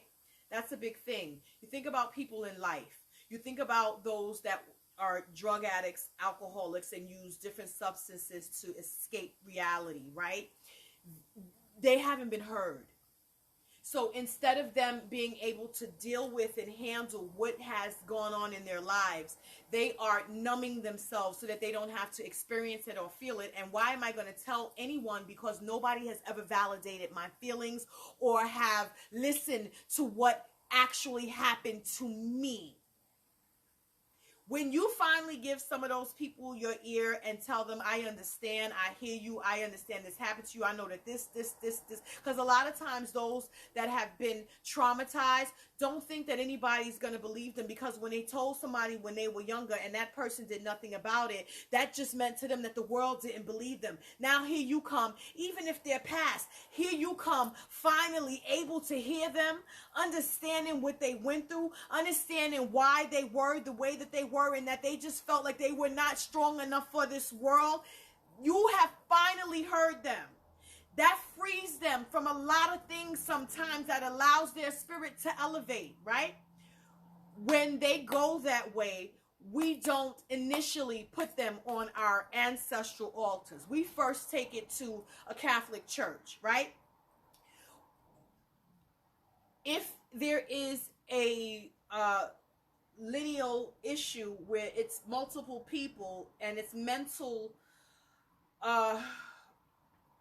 issues in the family, we don't want those energies getting too close to you, whereas they can harm you instead of helping you. So we give them light at the church. We give them the intention masses at the church for their spirits to get elevated there, so that they're at a higher place where they won't bring you down and they won't be able to harm you. They're now being elevated elsewhere. And then when they get to a certain point, at that time, you then add them to your ancestral altar, right? Again, readings, misas, spiritual investigations to find out how far have they elevated at this point, who's safe. Most times the more elevated ancestors, and you can tell them, right, keep them at bay. If they have a message to pass, they got to give it to you to give to me. They can't get straight to me until you see that they have elevated enough that they don't cause me harm, right? That they're elevated enough that they're here to help and not harm me. And at that point, the rest of the ancestors will open the gate and let them through, right? But they'll check them in a minute. As long as you got elevated ones, you're doing the right stuff where they're concerned, they will check the rest of them. You just got to tell them, hey, she can't come through here. None of them. I tell my ancestors all the time, not near one to know. I don't care if they got my blood running in my veins or not. If they ain't right, you cut them off at the knees. Don't let them through here. You hold them down over there till they elevate. And if they don't want to elevate it, they got a message, they got to give it to you. And if they don't want to give it to you, then we don't need it. I've been seeing some workers say that if a person doesn't go through the proper rituals when they die, they never become a venerated ancestor. What do you think of that? That's a lie. What ritual? What's the ritual when you die?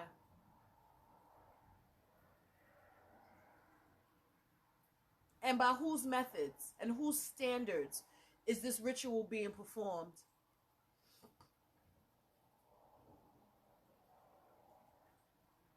You know how many cultures there are? How many different spiritual systems there are? Who's to say which one is right? There's no ritual when you die. The spirit has to be allowed to transition, right? And figure out its steps from that point on.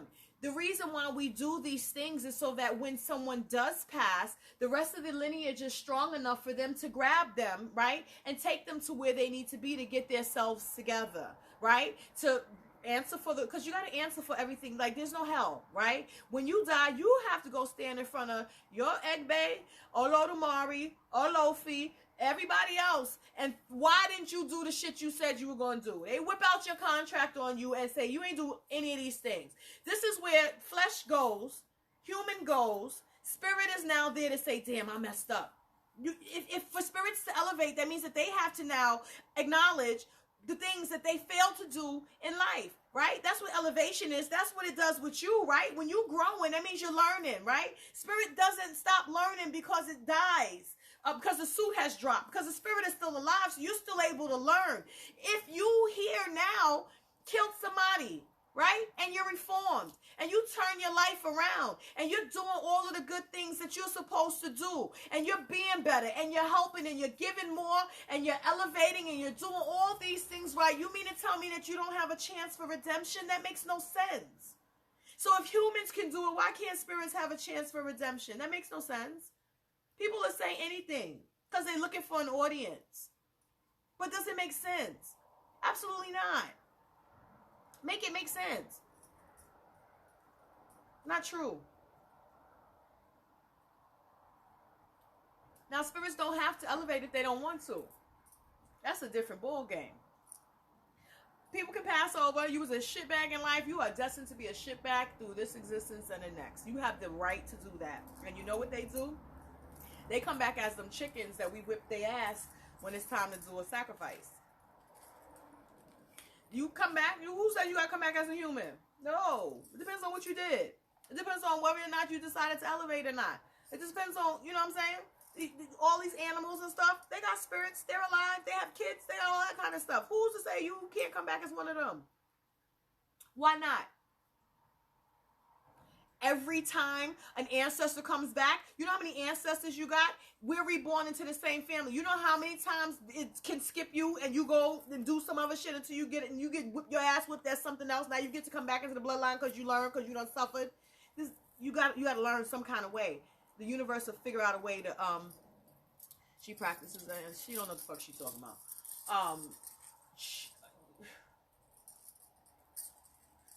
That makes no sense. That makes no sense. As a venerated ancestor. You venerating your ancestors, that's your job. That's what you're doing. I will venerate you. Who's going to tell me that I cannot venerate you?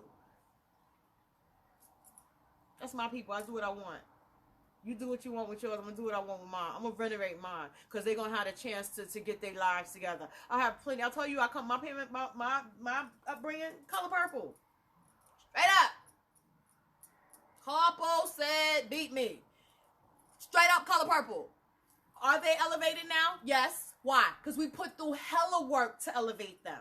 We put through hella work to show them what they did was wrong. We put through hella work to show them that we had to struggle all of this because you dropped the ball. You see all of what we got to do because you didn't do what you were supposed to do. Now you got to help me. I'm going to give you this light. I'm going to give you this prayer. I'm going to give you this candle. I'm going to give you all of the things that you need to do. And I'm going to get the strong ones to stand around you and grab you by the scruff of your neck. You think Big Mama and them wasn't back there hemming people up? Oh, they get it in the spiritual realm. You think not? If I could bring one of my people and come walk into your dreams to tell you some shit, you think that my people won't walk into my own ancestors and go in there and regulate some shit? Absolutely. That's why we pull on the strong ones first. We give them spinach like Popeye, and then they go back there and Snooki do work, right? Anybody who don't want it, they can't come through here. But if you want it, she gonna make sure you get it in line. The rest of them, she gonna call them my uncles and my grandfathers and all the rest of them, and they gonna go back there and snatch. It's still a bloodline. If they have access to get to me and I'm alive, then why don't they got access to what's in the spiritual realm that's over there where they at? They can and they will. People tell you anything. Any goddamn thing. It makes no sense. My initial thing, I was going to come over here. I was like, I'm going to do some readings. I'm going to be reading some people. And they was like, you going to be screaming on people. Did anybody have any questions? I didn't see nothing nobody wrote. Let me see. There's one more thing here. My guy doesn't like to speak to folks at the Misas. That means that she don't trust them. If you go have a Misa and your spirit guides do not step up to say nothing, they don't trust them, and that person ain't no good for you. So you got to find somebody else to do your Misas. And you better ask her a couple of names of the people that you planning on going to before you book it to see which one she like. She going to tell you which one she going to want to talk to. I had a Misa for 8 hours. My lady did the matrix for the whole 8 hours, never opened her mouth, never said nothing, and refused to let anybody else come through because the lady that was doing it was dirty. And she was like, you won't get nothing here but a quick 2-step. That's all you got. You won't get a name, a place, a date, an address, a remedy, a recipe, nothing. I'm not giving you shit. Sure do. She know who is running that. She know who's in there. If them people ain't right, she ain't talking. I like your lady. You better ask her. Schedule. Pick out the names. Are you thinking? Pick 2 or 3, at least 3 people, right? That you could think of that you will be thinking of doing this with, and you ask her which one of these 3 people is it. Hey, I got a lot of ringing in my ears. I think I'm understanding what some of them mean. Spirit is trying to tune in. You gotta wash your head some more. Ancestral disrespect. Can you address it? Because mine have been disrespected by somebody that overstepped their boundaries. What you mean? How? I need a little bit more. When I get ringing in my ears, sometimes it's like I know that one of them is getting close. So what I'll do is I'll go sit near where most of my messages and stuff comes from, just to see if I can hear something. And I'll make sure that I'll put a light, a candle, a glass of water, and just sit there and tune in those times to try to see if I can get something. I don't know what you use for communication with them, whether you're holding tarot cards or crystals or some type of prayer beads or whatever it is that you're using. Give them, when you start getting that ringing, go sit down, be quiet, cover your head, try to do some type of quick cleanse, and sit down to see what you can hear. All unprovoked. What do you mean she brought smoke with it? I don't understand. Oh, wait. A so-called friend invited me into a home and then betrayed me, insulted my people by insulting my connection to them. Now I'm trying to get the fuck out of here. Hey, I am scared of this spirit husband. Who is he? Should I do the spirit prayer for this? He is dominating my life. Spirit husband. What do you mean spirit husband? This, they told you had a spirit from your egg bay, from your family in the heavens that you made contracts with or something like that, and now he's not allowing you to have a normal relationship?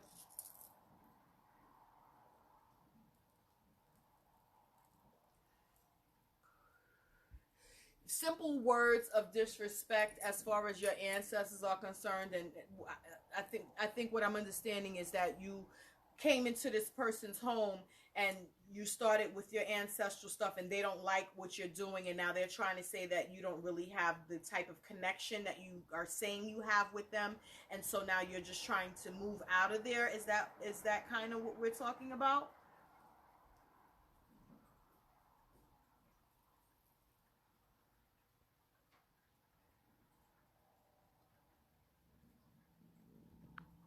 I'm sorry, I'm trying to understand what's going on.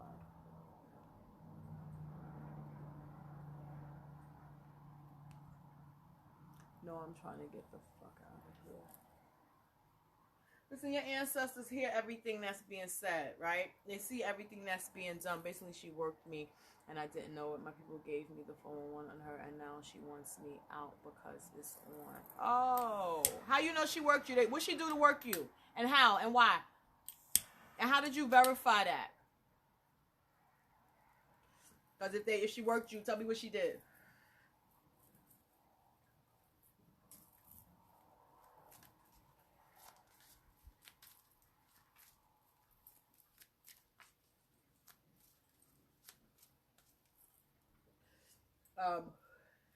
Sometimes if the one with the spirit husband, yeah, you got to put, sometimes, listen, it'll be as simple as, I don't like the fact that you say that you're scared of the spirit. That's a problem, right? If you're scared of the spirit, then you need more than just what I'm finna tell you, right? Those people, sometimes they'll have a spirit that is there to make sure that nothing goes wrong, right?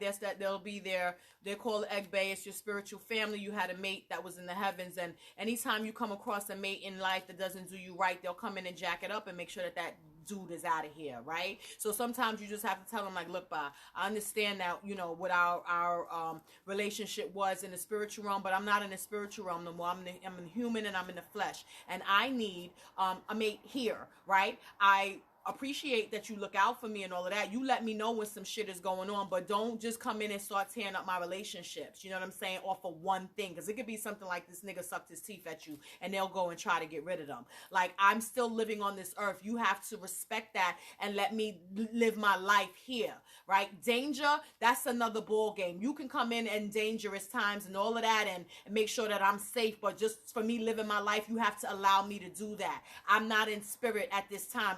I'm in flesh at this point, right? So when I come back into my spiritual self and this flesh drops, what we had is what we had, but right now you can't do this to me. Yes, and I took, wait, babe, yes, and I took done my extra altars, but the gates are open. I am still hearing many voices. My people can't stand him. He is astral projecting. Wait, he's alive? Hold up. What I was told is that whatever working she did was an old working. She wanted me for my energy, and because she's envious of me and who I come from. I got a reading after my people told me to confirm it, okay? I'm not sure what the actual working was because she's mad dirty with hers, but I knew that she was on some shit because I read it in her energy. They're not going to do nothing until you out of there, though.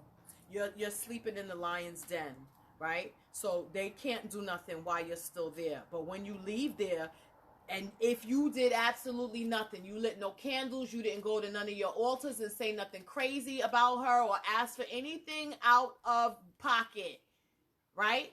Remember, you got to be completely clean in this, right? They're not going to do nothing until you out of there. Once you're out of there, if she really did do these things, she's going to straight up pay for it.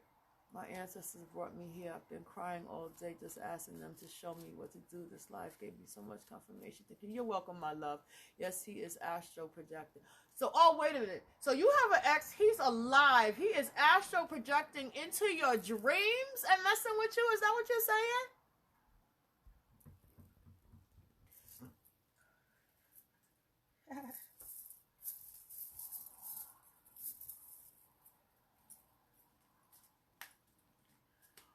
Who do you have as your protection? Who, when you going to sleep, right? With your guides, and you have altars, any altars set up?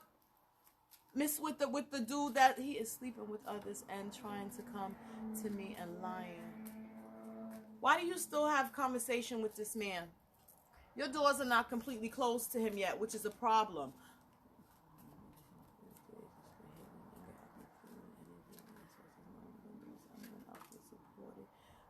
Engaged in this practice.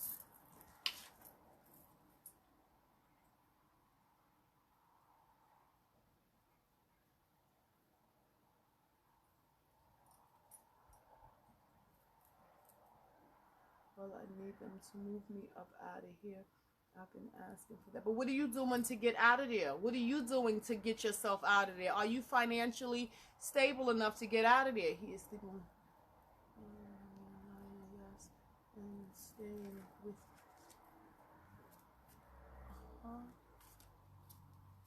Wait a minute.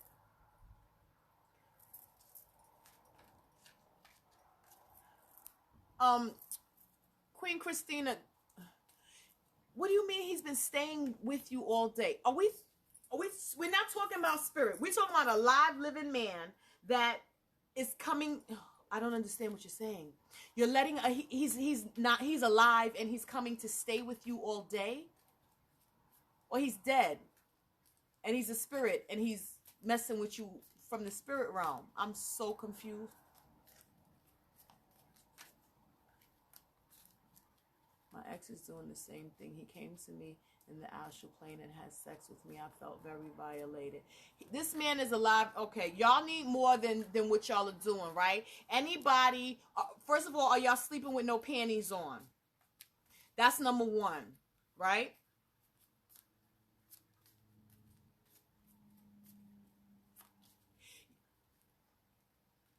How is he alive and staying with you all day? He's watching you. Is that what we're talking about? Girl, I'm trying to figure out what they're saying, Queen Bee.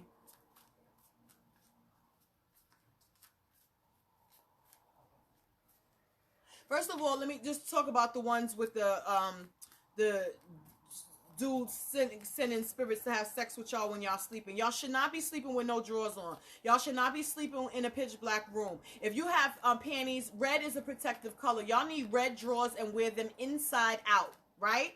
Y'all also need to talk to your ancestors about protective measures. But like you said, I'm literally in the lion's den.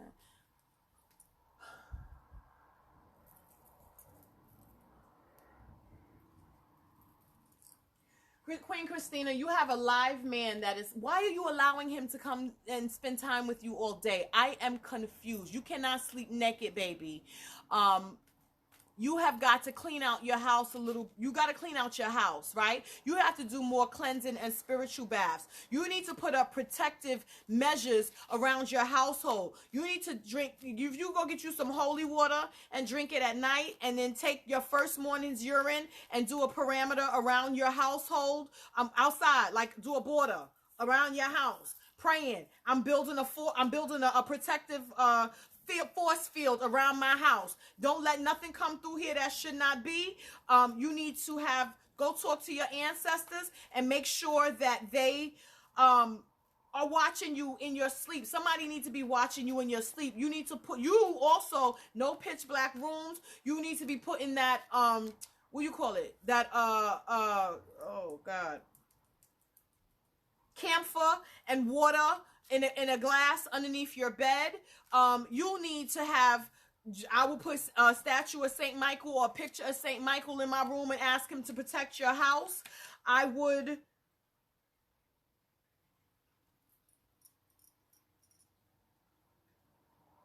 You need to spiritually cleanse yourself. You also need to do a yoni steam.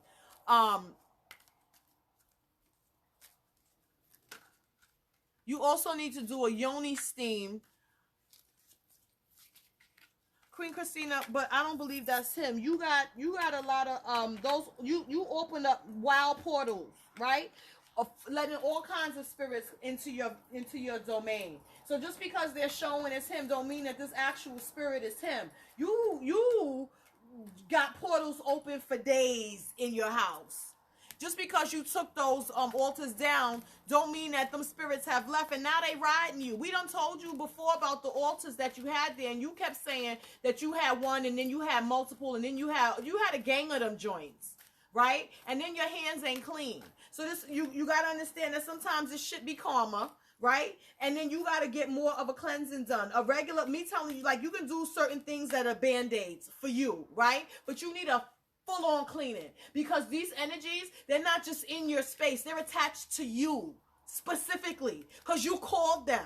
So now you can't just get rid of them off some regular hobo shit. You know what I'm saying? You can go and get the herbs and take the baths with the espanta muerte and all that other kind of stuff, but once you have a spirit that's attached itself to you, you have to go to somebody to do a full-on cleansing and sacrifice to separate that spirit from you. It ain't so easy to do. This is why we tell y'all, be mindful with these altars and spaces and stuff that y'all are opening up, because the tricks of spirits come through there, and now you got a problem.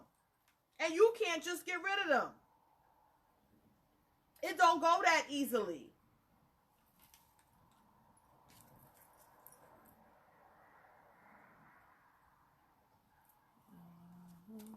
Did I reach everybody? This thing that needs to be moving out of that place, you need to, if your money's not right, you need to be getting your money right so you can get out of there as soon as possible. You tell the ancestors, just keep you. This is this thing right here, right? You can't go to war while you still living in the pit. You get bit by every snake in there. You are in her house, you are in her domain, and you are at her mercy at this point. So you have got to grin and play nice. That's fake nice. You know what I'm saying? Keep it cool and get out of there. You got to do what you got to do to get out of there. And then that's when you can start thinking about the rest. But I have a feeling that they're not even worried about, they're just trying to get you out of there. And then whatever happens after that, if they tell you, they tell you. Sometimes they'll just let you see it in passing. Like, you'll get a message like, oh, let me tell you what happened to X, Y, and Z. But you got to be out of there first. They can't do jack while you sitting there. That's like me trying to do something to somebody and I'm walking all over landmines. One of them joints gonna blow at any given moment. That's dangerous for you. They can't move like that. You're going to have to. You're going to have to. And it's not about tucking your tail or anything like that, but that's like prison. You know what I'm saying? You got to be cool with the right niggas in prison or they going to get you, right? Until you get out of there. That's this you got to think like that. You're moving like you're a prisoner. And there's a bigger nigga sitting upstairs. You don't want Poppy to come downstairs because he's crazy. So just chill out until you can get out of there. You know, keep everything as cool and copacetic as you can. You know what she did, and unfortunately, this is where you're gonna learn a lot of your resilience, right? You will learn resilience with this one because, and it's going to teach you to pay closer attention to people's character as a whole. When you're putting yourself at their mercy, they're not going to allow you to do this again. So this is a learning experience for you to understand that everything ain't for everybody, and that everybody that's pretending to be there for your highest good is not. Identify those people earlier on so that you're not put in these situations. Same thing happened to me. I had a dream confirming my ex was cheating and did all the things I knew they did. Yeah, they're going to tell. They will tell. They will absolutely tell. You guys have got to be, you know, the sexual traumas are not good, even spiritual ones. You know what you can do too? This is one of the things that we do. Yoni eggs, right? They have the black obsidian ones. They have the ones that are protection. The black obsidian ones, those are good for removing spiritual ties, right? You guys might want to get some of those, especially the ones that are being fiddled with in their sleep. Pop them eggs in there. We leave them in for a minimum of 3 days, right? After that, and when I say leave them in, like when you go wash your ass, you take it out, you clean it, you stick it back in there, right? And then if you go to the bathroom and you have to release your bowels, you probably have to take it out too, right? So you wash it off, you put it back in, but you leave it in for a minimum of 3 days, so that it pulls on the energies that the last person that you slept with has left there to separate it from your body. Also, it's blocking you while you're sleeping, so this motherfucker trying to get over there and be nasty, he can't get through that barrier. So all of those things, again, with the cascarilla, the afun on the mattress, try to sleep on white sheets, try to no nakedness, right? And no dark colors. Sleep in whites and red panties inside out. You red, black, and white panties are going to be your best friend wearing them inside out. Make sure that you are showering, like full on cleaning yourself before you go to bed, because remember, spirit remembers scents and smells, right? And then what I would also do is, if you can move your bedroom around from where your bed was, totally move it. Don't have a mirror facing your bed while you're sleeping also, right? He knows the layout of your room. So if you switch it around, kind of throws him off. I feel like my ancestors were coming through telling me to end a friendship. So I am, but I feel like I'm still feeling guilty, just very conflicted overall with will a bad fix. No, why are you feeling conflicted? What did that person do to you that they told you to end that friendship? Go. Some things is just let's think about what they did. Let's talk about what they did. And when you say it out loud, how fucked up it sounds, you gonna know I'm gonna leave this person alone. They ain't mean me no good. I don't need a bath to identify that. What they do. You know what this person did. You know what a real friendship feels like. What they do.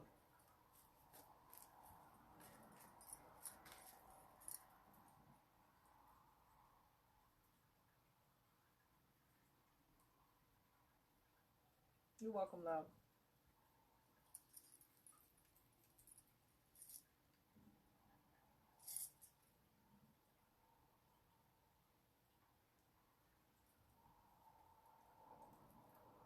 If anybody got... That's the thing. When the message first came through, I felt like the friend hadn't done anything. But since then... Alright, look, tell me about this person's character. If you don't think they did anything, then why would they be telling you to end the friendship? And then let's talk about the person's character and what they've done to other people that you know about. Because we have this thing, not we, y'all have this thing of thinking that somebody could be a dirty bastard to somebody else, but they calling themselves your friend, so they would never do it to you. They would absolutely do it to you too. Why would they not? Why would they not?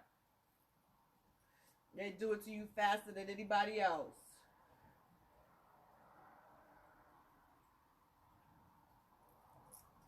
That's the thing. But then 2 weeks later, accused me of being a bad friend and also admitted to wanting something more sexual from me. Accused me of being, yeah. Sorry, my thoughts are all over the place. You need to wash your head and take a spiritual bath, baby. Your head shouldn't be all over the place. They're manipulative, right? And then they're blaming you for things, and then they want things, and they're not honest about what they're doing, and they're trying to play you. So why would your ancestors want you to maintain that friendship? That person is a manipulator. And you already feel torn, but they're manipulating you into making you feel like you're a bad friend, but they want more from you, something sexual, but you're supposed to be my friend, not nothing sexual. So how am I a bad person? Tell me why you think this person should be in your life. Tell me why your ancestors could possibly be wrong about allowing this person into your life. They made you, trying to make you feel like a bad friend, and you know you ain't do nothing, but now they want more, something more than that sexually with you, and you clearly don't want nothing sexual with them. But what's the problem? What could they possibly give you? They want something sexual with you, you don't want something sexual with them, and now you're a bad friend. It's manipulation. Do we want someone who's manipulative to be calling themselves having any access to our lives? No, that's not a friend. And if you wanted something more sexual with me, then you should have said that and not taken the guise as my friend. And then when I reject those things, now I'm wrong. No, I shouldn't have to do that. You were supposed to be my friend, not a sexual conquest. Right. And she wants you in a way that you didn't want her. I'm trying so hard to get over my ex, but my co-parent. But we co-parent, so I'm not sure what to do to move on. Why is he your ex?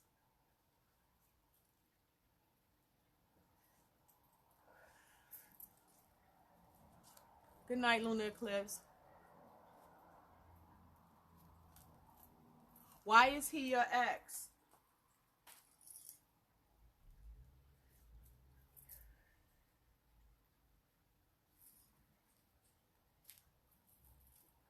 You ladies have got to stop sacrificing yourself for love. You got to stop sacrificing your happiness to say that you have a partner, and the partner doesn't do you right. He doesn't treat you right. He doesn't honor you. He doesn't respect you, and he doesn't give you any of the things that he's supposed to as a partner is concerned. Forget about the fact that he's a parent and he's not the best at that.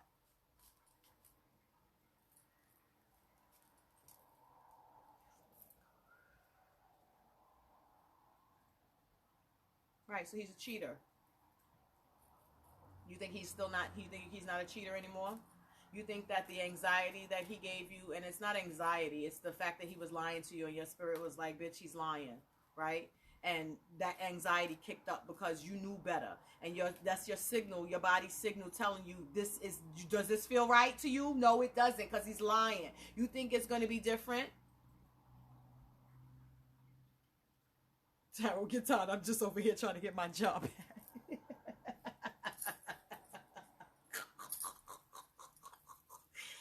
You out of work because of COVID? They got, is that what's going on? I had somebody say, like, he's a cheater. He's always going to be a cheater. Like, he hasn't grown. He hasn't done anything else. This is his character. There's actually no problem with being single and alone. You should always do what makes you good, right? And don't think, there's men out here. You ain't got to settle because he's your child's father. We can co-parent, and that's all he's good for. So co-parent. You tried him as a mate. How did that work out for you? You think it's going to be different? It's not. What has he done to grow? Nothing. What has he done to change? Nothing. You've had some time apart. I bet you if you go start doing a little snooping, he got a bunch of chicks. You think he's going to let them go because he want his family back? That's bullshit. He had the family. He didn't do what he was supposed to be doing then. Moving on is hard, and I don't know why it's hard to tell him no, because you don't want to tell him no. Be honest with yourself. You don't want to. You still love him, and you want him to change, and he's not. They accused me some BS, so I quit, but I want to come back now. Girl, bye. That's what you get for being hasty and quitting. Now you want your job back. Good luck.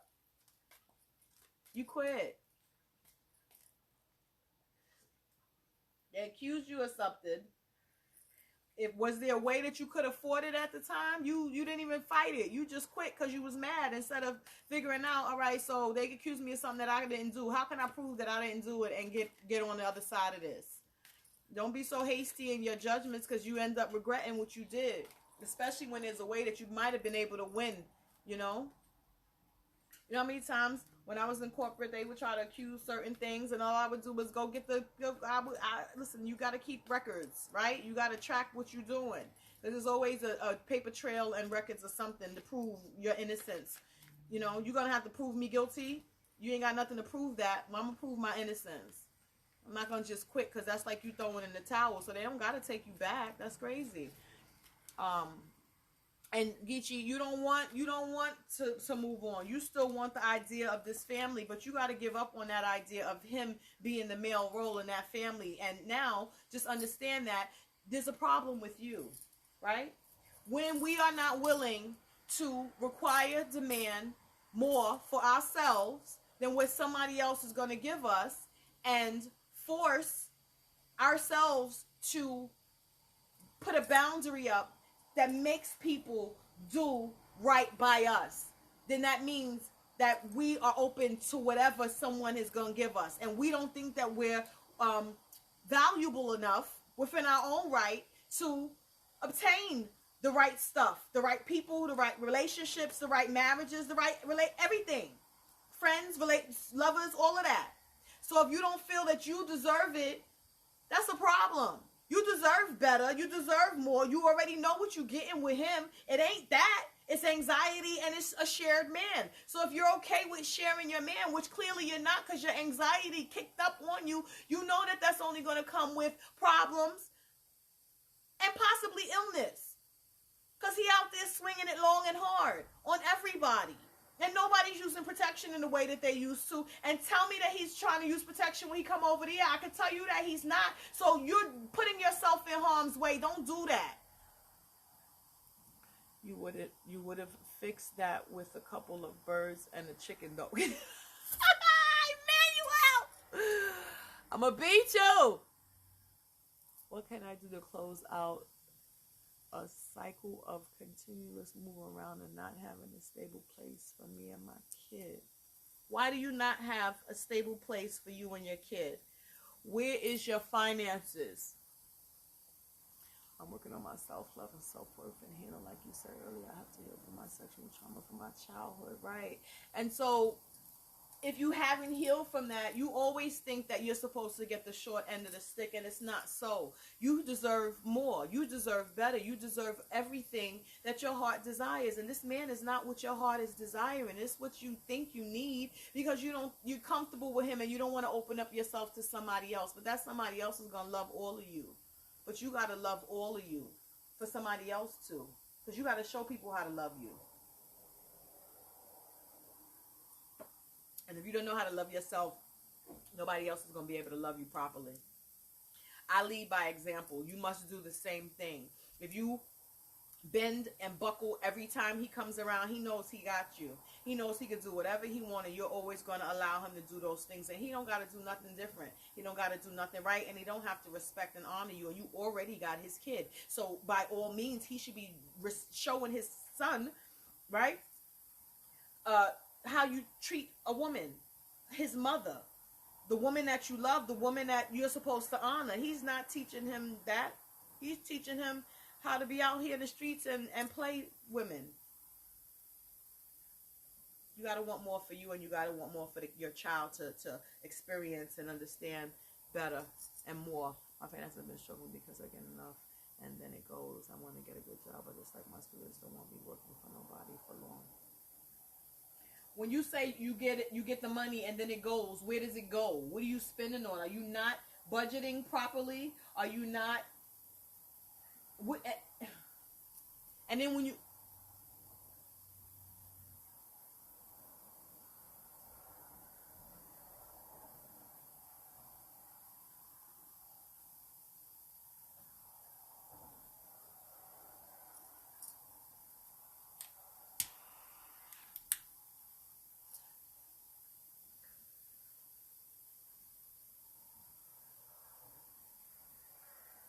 How do you change that? How do you change? How do you lessen your expenses and your living arrangements, right? You don't have the proper funds anymore, so you have to find. I don't go on.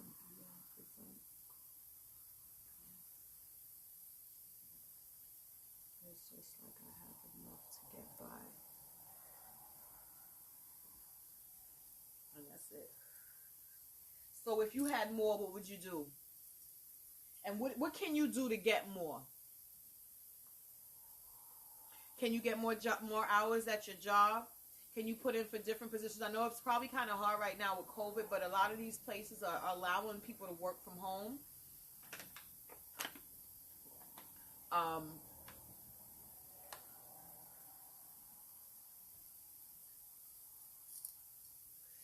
I would have to ask more about your what do you do, right? Is overtime allowed at your job where you can get more money?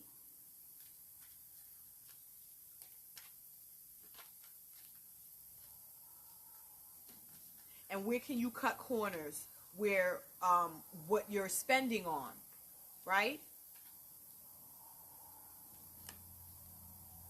I'm not working now and I want to, but I don't have a home to work from. Who do you live with? But you don't have a job. So the first thing is employment. USPS is hiring. You see that? You have to, that's where I'm struggling, stability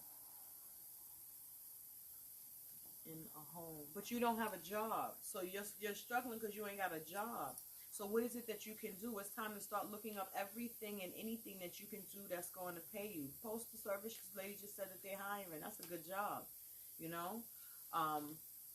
I know a lot of the telecommunications companies were doing things from home. I don't have an issue getting a job or money. It's like how I'm gonna get a job when I don't have a stable spot. Well, who are you living with?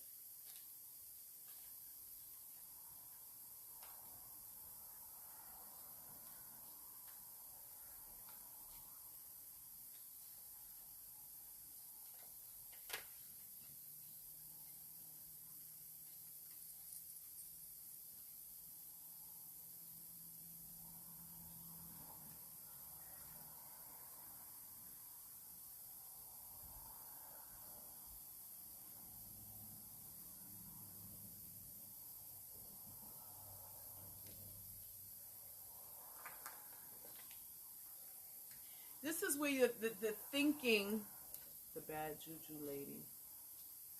That's the issue with this cycle. I don't understand. Where are you living? Who do you live with? Where do you reside? Is there a program that you can get into for homeless mothers? There are shelters now that are straight up apartments, and they be nice. They be buildings with, I've seen a shelter. Listen, in New York, they got these shelters that are not shelters. They are straight up apartment buildings that are like nice buildings. And so I can't work how I want. So money doesn't come in right, and I have to help with my son. I don't know what to tell you about that because I keep asking you who you live with, but you're not answering that. So you have some place to stay, but you have a cell phone and you have internet access. So you have means of something. You know, it's not like you're completely homeless, right? You're somewhere watching this video. Is it some place that you can negotiate? All right, I'm going to use your address. I'm going to stay here where it's safe for, say, 6 months. And then in that time frame, I'm going to hustle and bustle and stack my money so that I can get an apartment or get a room or whatever it is that you need to get, you know, the studio apartment, whatever it is that you can afford that'll allow you freedom. I just moved to ATL with this so-called friend. You know, staying with her. So why don't you have why can't you use that address to get a job?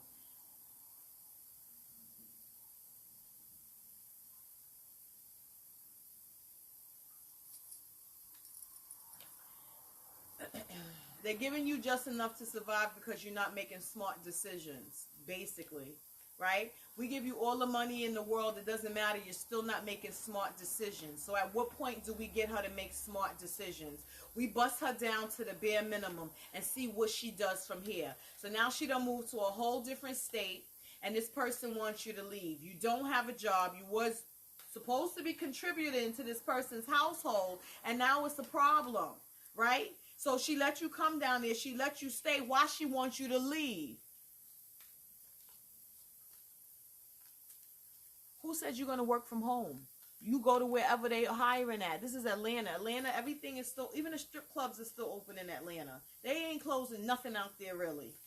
I don't know why, but stuff is still open out there. And I'm not telling you go be a stripper or nothing like that. That's not what I'm saying. I'm just saying even the strip clubs, nightlife is still open in Atlanta.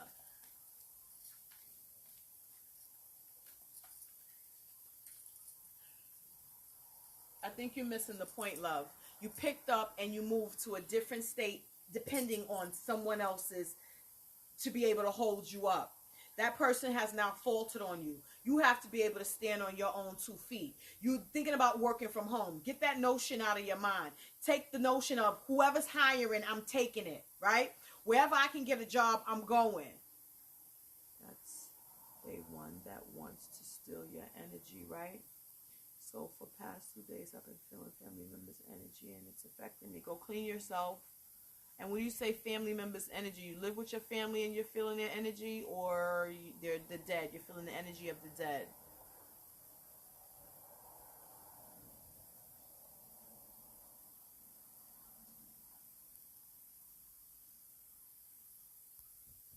And what happened with her that all of a sudden she wants you to leave her house? I feel like you leaving stuff out. Cause what was the big idea to say, all right, I'm gonna pick up and I'm gonna go move to Atlanta?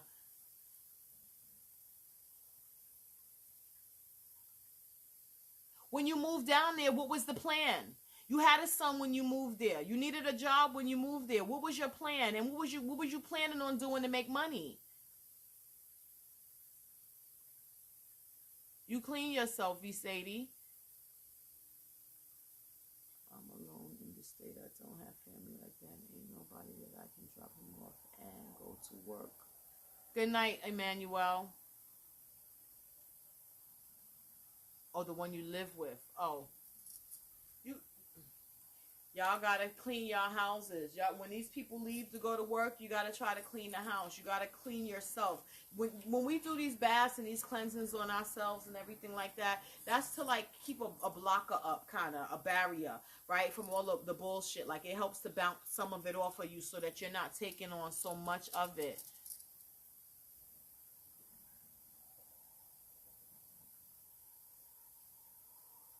But how are you going to do that?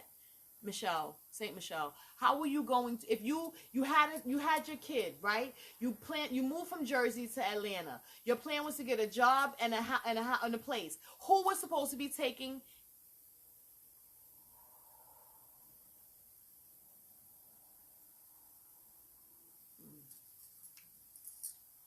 Sounds like you might need to go home. Sounds like you might need to go home. You made a rash decision and a quick move that didn't pan out. You didn't plan it out. You were dependent on somebody else. You can't depend on other humans, and you don't even know her like that to know that she's shifty. So you're not making the right decisions. You now need to be figuring out, where's my help at? If your help was in New Jersey, I suggest you go back to New Jersey. If that's where your help was, that's where you have to go. If that's the only people that you can get to watch, daycare centers is closed. You can't get nobody to watch your kid. So if you have family and your only family is in New Jersey and this is where you were from and you thought that you were going to go there and do something and it ain't work out that way, what you think you're supposed to be doing? So when you were taking them every day, how were you feeling? And then look at how you stopped and now how you're feeling. What do you think you're supposed to be doing? When you were taking the baths, you weren't being as drained as much, right? So remember, we back to zero, back to one. What was working for me at the time? Cleaning all the time, cleaning myself every day. If that's what I got to do, then that's what I got to do until I can get out of this place. You guys have got to realize that sometimes I know certain people that lived off of spiritual baths until they could get done what they needed to have done and get out of where they needed to be. And that was their saving grace. That's all that they could do in that time. If your bedroom is your safe haven and you have your spiritual stuff in your bedroom, like we tell people not to do that. But with certain living situations, that is all you can do, because that room is going to be where everything else is kind of pushed out from. You got to do what's best for you in your living situation. Although we say it's not good to have spiritual things in your bedroom, sometimes if that's the only place that you can put your stuff, then you got to do that and get the dividers to close it when you're going to sleep, to have some kind of peace in a room in your house. See, you're going to have to figure something out. Because when you were here, if you were working, somebody was watching him. You got to plan your moves better. You got to sit down and think about who can help me. If you have absolutely no help out there and there are nobody there to watch your kid and the only people you have is in New Jersey, no place has daycare. Didn't know you weren't supposed to have spiritual stuff. No, you shouldn't have spiritual. Like what? You have a full house that you can put spiritual things in other rooms. We don't put spiritual things in our bedrooms because I'm noticing when I stop for a couple of days, I start to feel other people's emotions and energy. Yeah. You need constant cleansing until you can get whatever else it is that you need. You probably need more, right? You need other things from other. Who else you got with you, V. Sadie? Swissport is hiring near the airport on the spot. Thank you, Geechee Fairy Godmother. Miss Michelle. Michelle. No. Miss Simone, you should not have your altar in your bedroom if you have a full apartment that you can put it in a different room. We don't have spiritual, like if you have an apartment, that means you have a living room, you have different rooms that you can put your spiritual stuff in. Energies being open and around us while we're sleeping is not good. You have to remember that your altar is a portal, right? And the last thing you need when you're sleeping and you're not in your body all the time is to have an open portal in your spiritual court. G Sadie. I don't know what to do about my phone, but I'll figure it out. Your spiritual team, your spiritual court, other than your ancestors, is what I mean.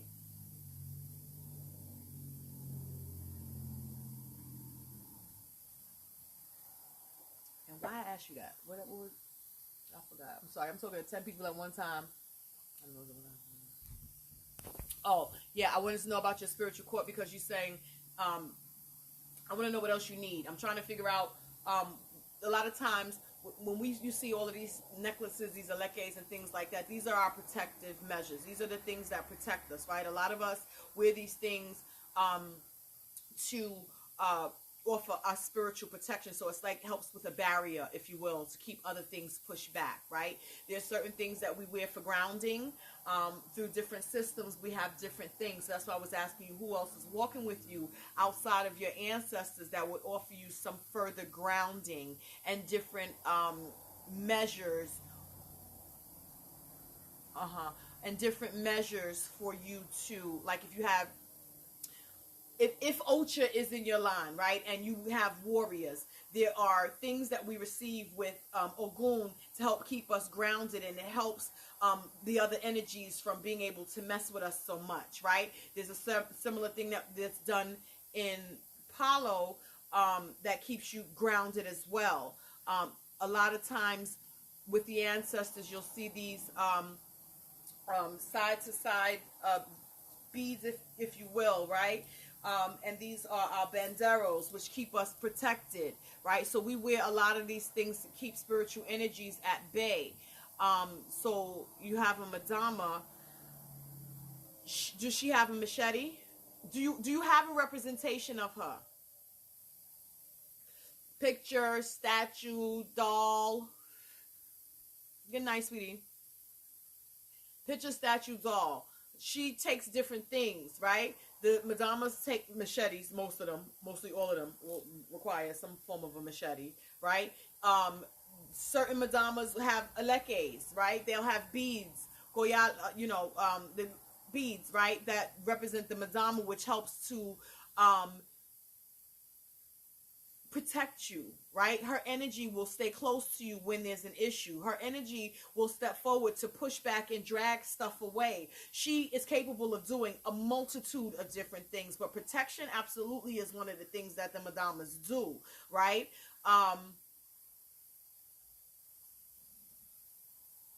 Okay, you got a picture of her for now. So, pushing back.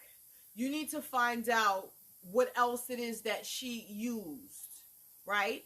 You need to find out what was her protective measures that she used for securing a household. A lot of them, brooms, right? Baskets with herbs. When I give my Madamas baskets with herbs, I'll give them the same type of espanta muertes and all that other kind of stuff. I'll take a bath with it, but I'll give her some too, right? Fresh ones. So that whatever I use in this realm, she has it to use in the spirit realm as well. She does what she needs to and wants with those items. So when I give it to her, she knows this is what this herb does. This is what it is. I need you to help me to do certain things. There's a prayer that I have for the Madamas, right? DM me when I get off of here to remind me to send it to you. And it's asking her to fill your body with her protective energies, right? Cover me. Keep me safe, right? There are specific prayers that I say to them when I need them closer to me, right? They on my neck 24/7. But in the beginning, these were prayers that I would say to them all the time to pull them closer. Then I would figure out the things that they used, right? All my Madamas got machetes, right? Some of them use tarot cards. Some of them do not use tarot cards. Some of them use old school powders and tinctures and all of that other kind of stuff. I find out what old school stuff she used and I give it to them. When I give them these things, I don't have to tell them what to do with it. I tell them what my problem is. Because they have the tools, they take those tools and make it work. I don't ask. But I know that it changes because they now have what it is that they need to build the barrier. Whether it's red brick dust, whether it's cascarilla or effun, whichever she used, whether it was a broom, whether it is the machetes, whatever she used, right? You make sure that she has those things in order to help build a barrier between you and whoever, right? So you got to find out a little bit more about what she needs. You're welcome, Geechee Fairy Godmother. And thank you for the assistance with the jobs for the young ladies. I appreciate that. Thank you guys for being willing to see something that's near and able to offer somebody else some information that'll be able to help them to receive employment or something of that nature. I appreciate that. Thank you, my love.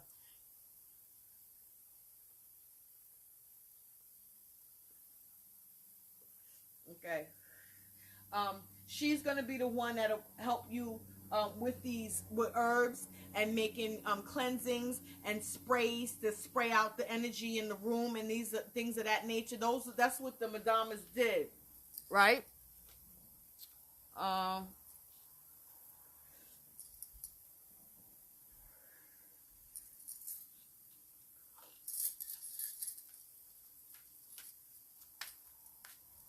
You got to find out some more information about her because she is the regulator of a house. You have to remember that the Madamas were the big mamas of the households. They took care of the household. So they wrung necks, they kicked ass, they took care, they healed, they protected, they did all of those different types of things. So if there's things going on in your household and she needs to back that off for you a little bit, you got to give her something to work with, right?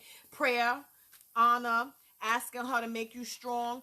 And then talking to her and asking her, show you in a dream, right? They good for jumping in people's dreams, right? My Madamas love running through somebody's dreams and doing astral walks and all of that other kind of stuff.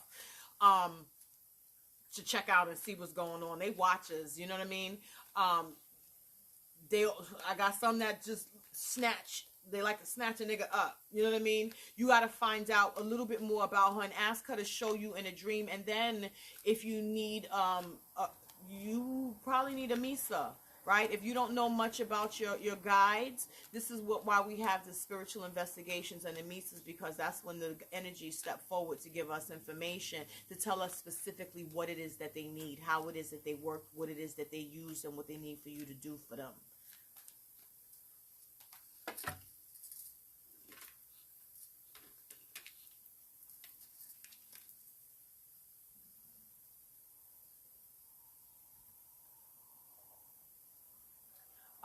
You have to also remember that the madamas would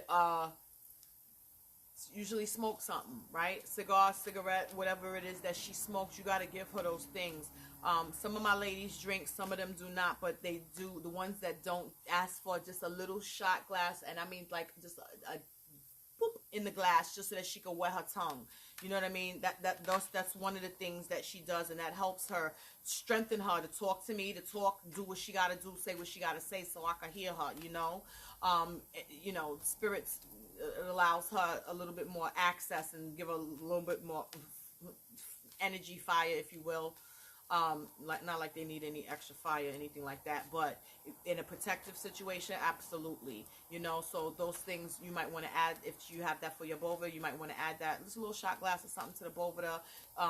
Prayer, you know, when I'm feeling certain kind of ways, when I'm overly angry, they make me sit down with a prayer, and my nuns. You know what I mean? Those are the ones that's supposed to pull me back in. That's what they did, you know? Do you ever light the cigar, sit there, smoke it for her, you know, and then let her smoke the rest of it, give her a little coffee or whatever she drank, and sit there and talk to her and see what she needs, you know? And then just open up time and space, and just, if you don't get nothing in that time, when you go to sleep, tell her to talk to you in your dreams, give you something, show you something, you know? And then you're gonna have to get a further information from someone to if you don't get anything.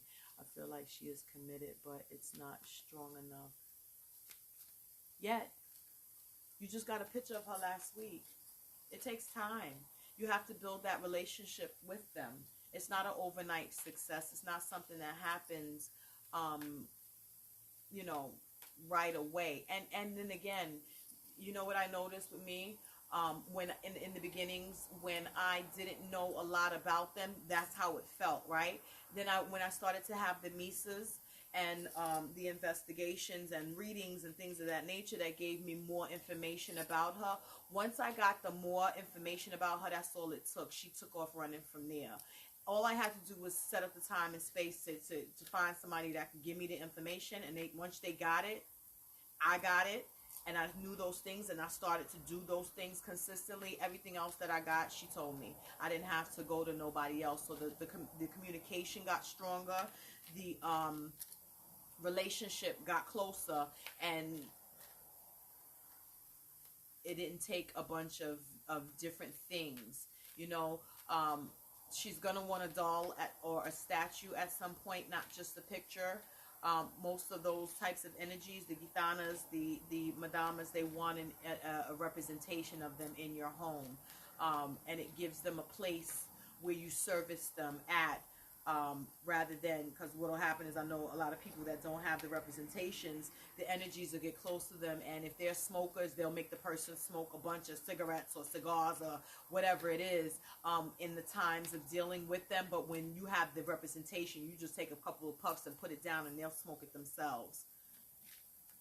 Yeah. But you got to find out just a little bit more about what she did and what it is that she came to do here with you.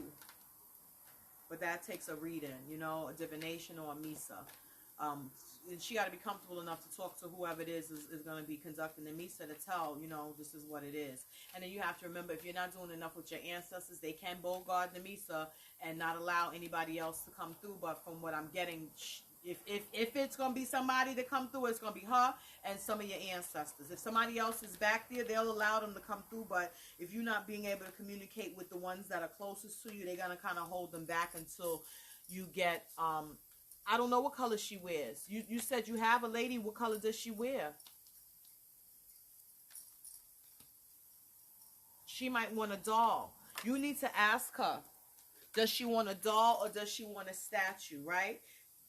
and then go to sleep, right? See what you get in your dreams if you see something. And then when you wake up, if you don't see nothing, start looking, go look online and start looking to see what comes up. If you see dolls or if you see statues, see what speaks to you, right? And then ask, is this something that you want?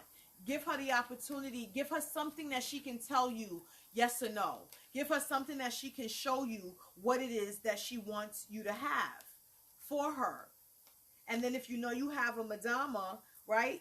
What color does she wear? Did they tell you? Because some of them, listen, some madamas, like they'll have certain ones that come with the 7, right?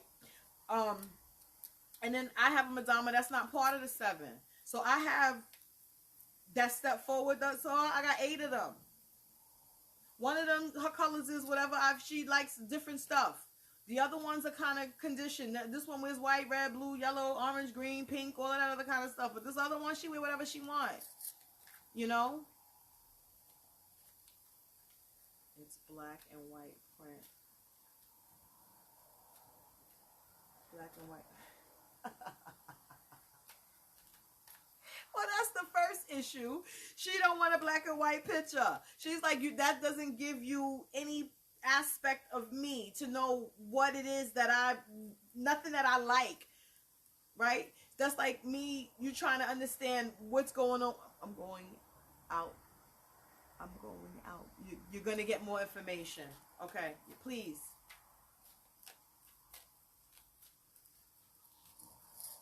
You need more information. And I don't know who gave you the information about that, but they should have given you just a little bit more. You got a madama, okay, and what does she like? What does she want? What does she need? You got to think about it.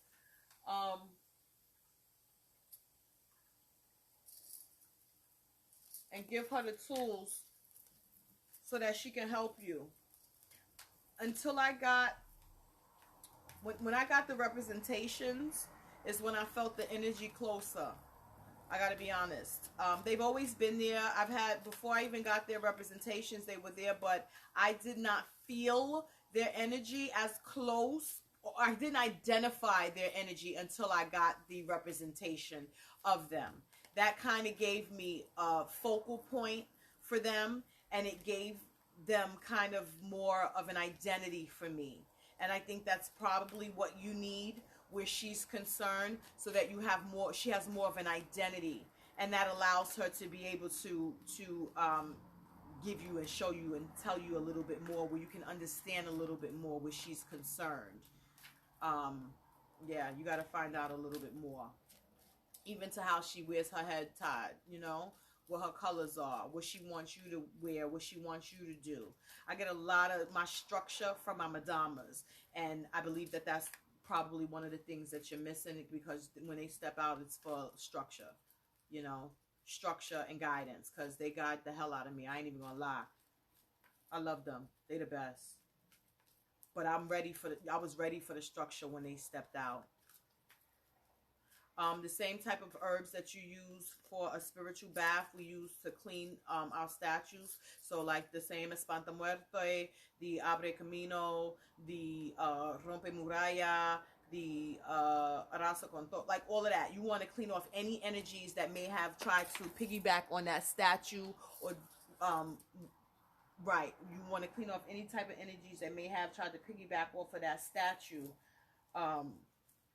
So we use those types of herbs. Anything that's for cleansing, purifying, chase away, witch breaker, all of that, work break, all that stuff, anything, because anything could have tried to attach itself. So those same type of herbs is the same type of herbs that we use when we cleaning our statues. Light, candle, water, prayer, all of that. So if you get one from the store, even if you get it from, order it online or whatever, and it's sent to you, just make sure that you clean it. Just flip the statue over, because sometimes the statues will have a hole underneath the bottom. We want to make sure that you clean that whole joint up, right? You're welcome, darling. That whole statue up. I'll try to, most times if I get statues, I try not to get them with a hole in it, because that's like an open place for spirit to go in.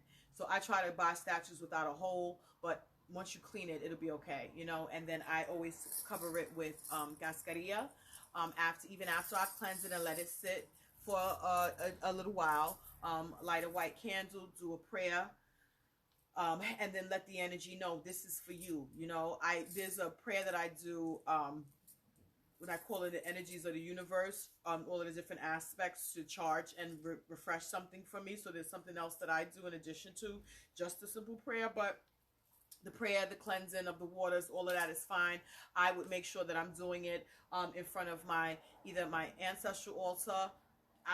That type of stuff I do in front of my ancestral altar, just because I want their protection around me when I'm doing something like that new. You know, for you, that's what I would advise that you do, just so that, you know, you tell your ancestors, listen, this is what I'm about to do. I'm bringing this statue in here. Guard me, stand with me, make sure that nothing jumps off of this. I'm cleaning it off to make sure that nothing has tried to follow it in here. And if it's something that did try to attack itself in here, y'all drag this out. Thank you. And that's it. You know, it's not nothing big and crazy that you have to do to clean it. You just want to make sure that it's being given to the energy that you are designating it to. This is for my Madama. This is mine now. I remove any energies that anyone else may have attached anything to it, anything that may have found a home trying to reside in it. Make sure that it is just simply mine for my Madama and mine alone. And then I say my entire name. You ain't got to worry about who's mine. Mine, me, my whole name, my whole government, me, mine, nobody else's. Clean it off. Thank you. You know, and that's it.